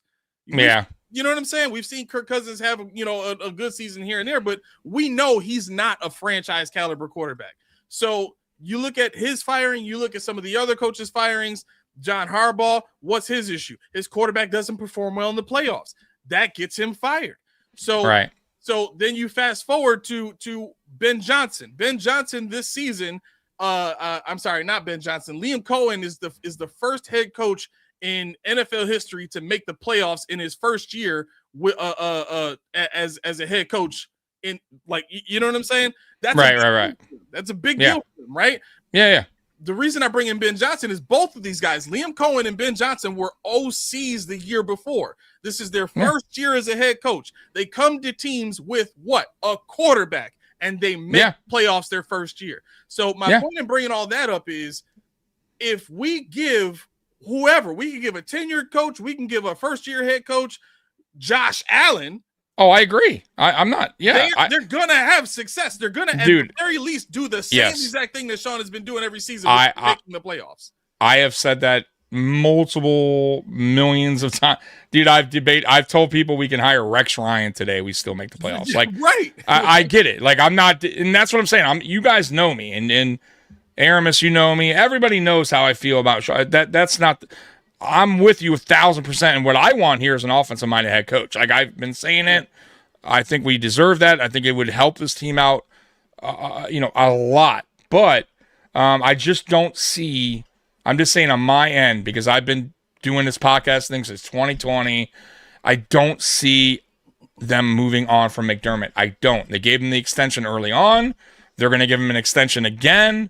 And look, Terry Bagula is a business guy. It's about what makes sense to him is this, right? It's not football. I'm sure he wants to win. Yes. Like, he's a Buffalo guy, but that's not his strong suit, right? He's not a Jerry Jones. He's not like dedicated to the football operations, right? His thing is strictly business. And what makes sense is money. And he's not going to do this coaching search again if we're getting into the playoffs. It's not good enough for me. It's not good enough for you. It's not good enough for a lot of fans. We want a Super Bowl. I get it.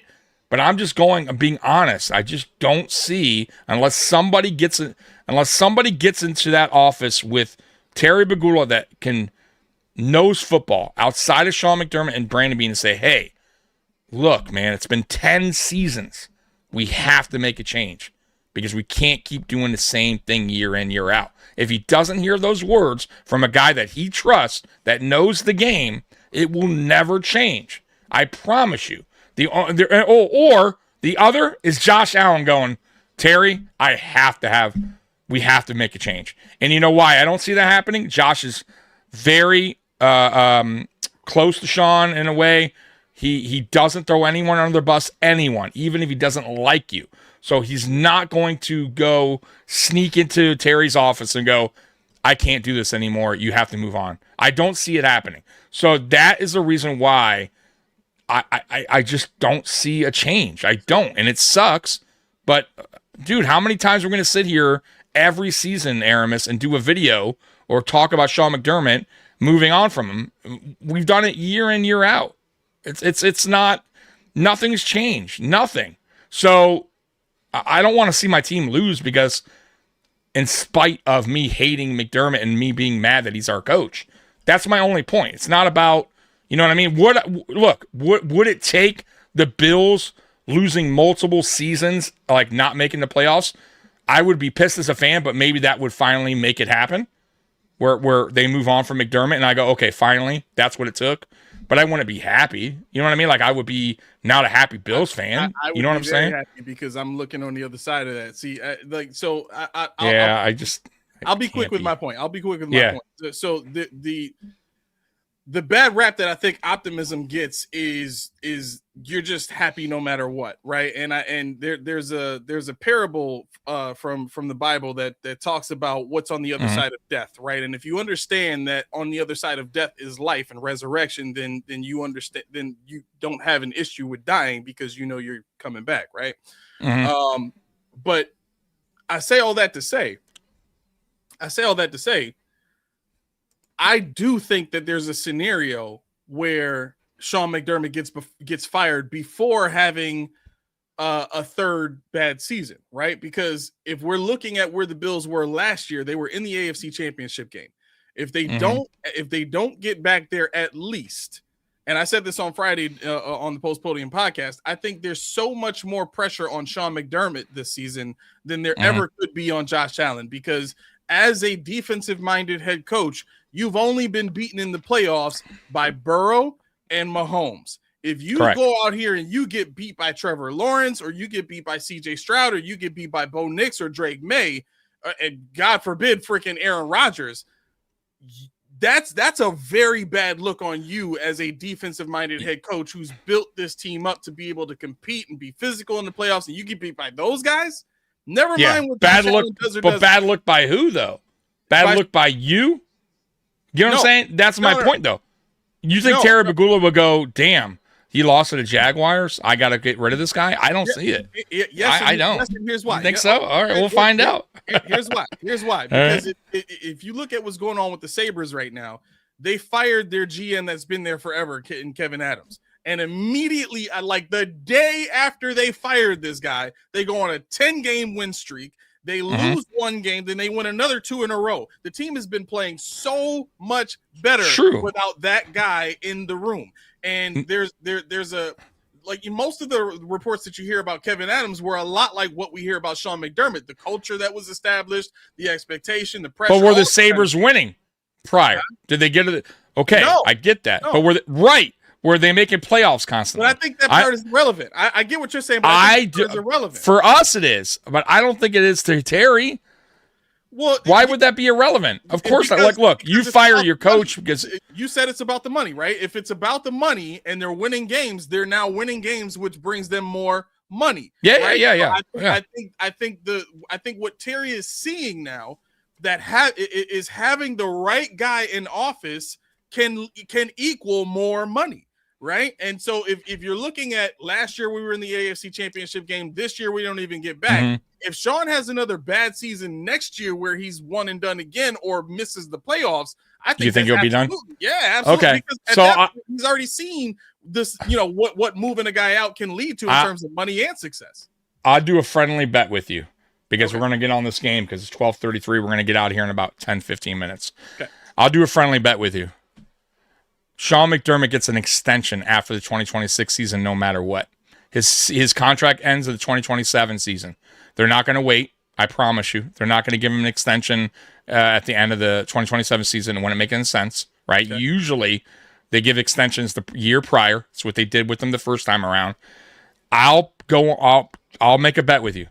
The Buffalo Bills will extend Sean McDermott. I don't know about Brandon Beane. That one's up in the air. I think for some reason McDermott's going to wind up throwing him under the bus at some point, and it could be this offseason. We'll see. But I'm going to go Sean McDermott will get an extension the end of 2026, another 3 to 4 year extension to stay in Buffalo as a Buffalo head coach. I'll bet. We'll go, I don't know, $25 or something. I'm not big in money bets, but we'll go $25 on that. All right. Is that good with you? Well, I need to know what the parameters are. Are we? It's a 3. No, it doesn't matter. It does because if Sean McDermott gets to the AFC Championship game again this year with this team, that I can see that happening. I can see him getting an extension. I know, but I can't predict anything. I'm just predicting he will get his extension. He will be our coach. I'm not taking for the upcoming future. Too risky. Why? No, I'm not saying it's too risky. I'm saying it's too open. There's too much to be considered at that point. Okay, how about this? Okay. So we'll rewind that. If he doesn't get to the AFC Championship game this year, and then even next year, let's say we do make it to the AFC Championship game the next season, right? We don't get it this season, but we get it next season. Whatever happens. I'm not because if you get another AFC Championship. But you said this year, no Chiefs, no Burrow, right? And we don't make it to the championship game. What's the other thing I said? If he's one and done, you know what? I'm not even going to say that. If he doesn't get to the AFC Championship game this season and misses the playoffs next season. That's what I said. He's not missing. That's not going to happen, though. That won't happen. Okay. We already talked about this. The chances of we said any coach can come in here with this quarterback more than likely will win 10 games. With this, let's be real, right? Any coach, even the worst of the worst, probably could figure a way to win 10. So I'm not going to say that. Like McDermott will get to the playoffs. Has the AFC as a conference gotten significantly better this year as compared to but it doesn't matter. We still won 12 games. Like even as shitty as we played, this season has not gone. How many games did we win last year? 13, wasn't it? So we went down a game when the AFC got better. We also won 10 games one year, I think, or 11. You know what I mean? Like again, I'm just saying we've had rockier seasons. The Bills, the Chiefs, the Ravens, all these teams that have been at the top for the last 4 or 5 years have benefited from a terrible conference. No, I get it. This conference is starting to get head coaches who know how to use these quarterbacks. Teams that haven't had a quarterback are getting quarterbacks. Well, yeah, the Jets and the Dolphins are still. I'm going to count them out of for now. Yeah, we'll see what they do, but again, I'm just saying. I mean, Miami's in a position to get a they are coach, but we said this before. Okay, we'll see what happens. Know what I mean? This is why to me it's too open because it is. You know what I'm saying? I'm gonna go. So the bet is, look, let's be real. You expect this year, and most fans. No Burrow, no Mahomes, no Burrow, no Lamar. This path should be a little bit, probably their easiest path to get to at least an AFC Championship game, right? At least, minimum. Mm-hmm. But if we don't, let's just say hypothetically we don't, which we'll see what happens. But we get into playoffs next year, still not wanting that bet? You said if he doesn't get into playoffs next year?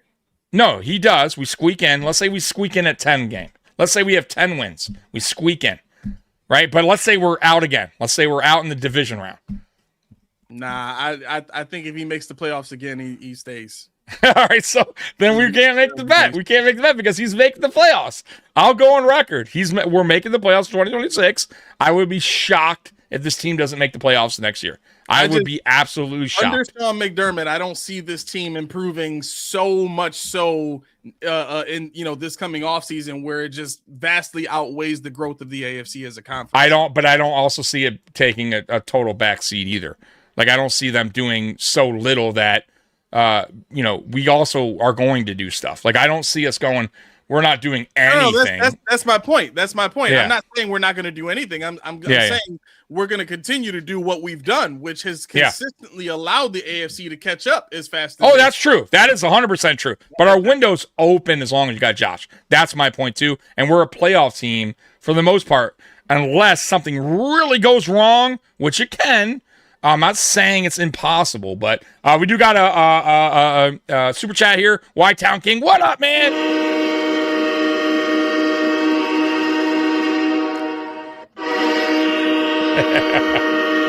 Dude. Hey, thank you so much for that super chat. Go Bills. Damn right, go Bills. Man, look, man, we are in it now. So let's get quickly to this game. It is what? 12. What time is it right now? It's 12:50. Shit. All right, we got to be quick. Because, man, we went heavy on this Sean McDermott talk. And I'm sorry, guys, I try my best today to get to the chat. You guys got to remember, man, we're answering questions at the same time and talking. Like, it's tough, man. There's a lot of you guys today. You guys brung it, by the way. Thank you so much. And there was my Chiefs fan, and there was a Jag fan in here going back and forth all through the chat. They were going heavy. Anyways, let's go ahead and get to the X Factors real quick. Give me your X Factors on offense, defense, and then give me your score prediction, and we'll get out of here.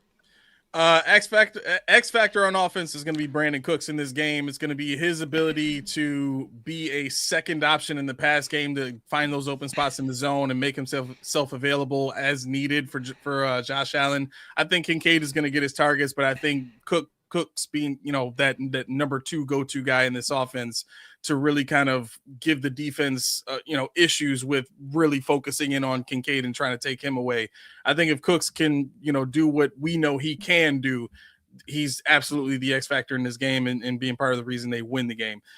Defensively, I think Joey Bosa is the X factor. I think his ability to create pressure and make Trevor Lawrence move around and combine that with the coverage of the defense, I think Bosa could have a big game actually today. Yeah, so I actually had him as my X factor on my Friday show. So since you had him, I'll go. My co-host had, I think Cole Bishop was his. I think. I'll go.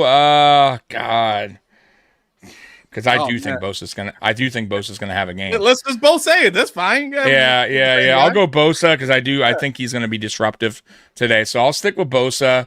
I could also see Groot benefiting from Bosa's pressure and getting some sacks there too, because he's going to be drawn over to his side. Yeah. So Groot could have himself a sack in this game, but I'm going to go Bosa too. Offense, God, I'll say it. And you heard me say it Friday. I'll go Gabe Davis. I'm going to go Gabe, even though I shouldn't, even though this is probably a Kincaid game, and it will be.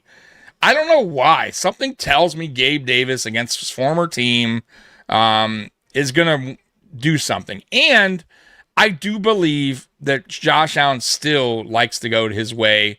He's a guy that, he's had big games in the playoffs. He has had his moments. So it's not, it wouldn't be, oh my God, I can't believe Gabe Davis had a good playoff game. Like, you know what I mean? He's had them. So I don't know. I'm going to swing his way, even though it's probably not going to be. More than likely, Kincaid will be the show on offense, and James Cook. I think James Cook will also have a pretty good game here against the Jags. Even though the Jags' run defense is pretty good, I trust their offensive line. I trust James Cook. I think James Cook should not easily, but I think James Cook will have about 100 yards on the ground today. But I'm going to go, like I said, Gabe Davis. And score prediction, I'm going to go 30-26 Buffalo. 30-26. I think it's very close. I'll give you this. If Gabe Davis goes out and has 3 touchdowns today, I will wash 3. I didn't say that. I'm not saying you're saying that, but just saying big game Gabe. I mean, big game touchdown or 4 touchdowns for Gabe Davis in the playoffs.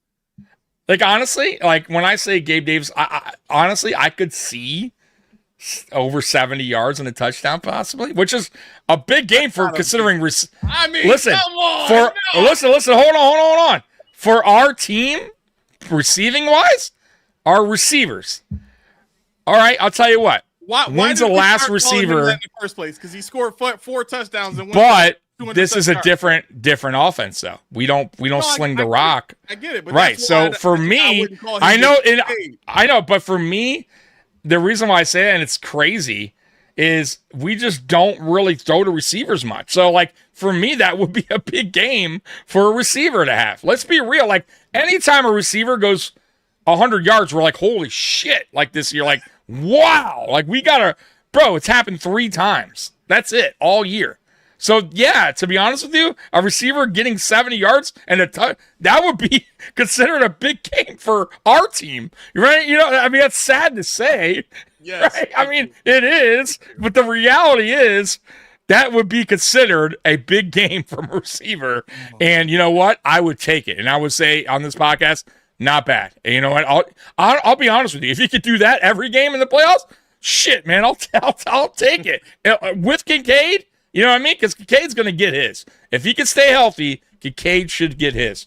Anyways, guys, we're out of here, man. It is game time. I can't wait. What's your score prediction, by the way? Did you give me a score prediction? Yeah, I got the Bills winning 33-18. Who? Bills 33-18? Damn. All right. I like it. X Factor, Jackson Hall's touchdown. Hey, I want to see all three tight ends involved, honestly. And man, I hope by the way, inactives, actives. Did anybody get them? Can you pull them up real quick? Yeah, I got them up. So Bernard, Hairston, Palmer, and Hamlin are out. Prater, Thompson, and Ty Johnson are questionable. And questionable still right now? That's current? Oh, well, I mean, this is hold on. I mean, we need to know now. Prater questionable will be a problem, man. Yeah. We still don't know, guys. We're in some big fucking shit. Let me see. Fully inactive here. Ray Davis, you're up. So here we go. So Terrell Bernard, Darnell Savage, Ty Johnson, Max Hairston, Tylen Grable, Kaleki Latu, and Larry Ogunjobi are all inactive today. Of course. All right. Okay. Any surprises that are active? Anybody that you see that they get called up? Balen Spector obviously is playing. All right. Well, here we go. Johnson Gore called up from practice squad. So let's see how it goes, man. I'm excited. I'll be here halftime, guys. Hopefully, and guys, my biggest key, honestly, throughout the whole playoffs, including this game, the Bills need to get out of the gate faster.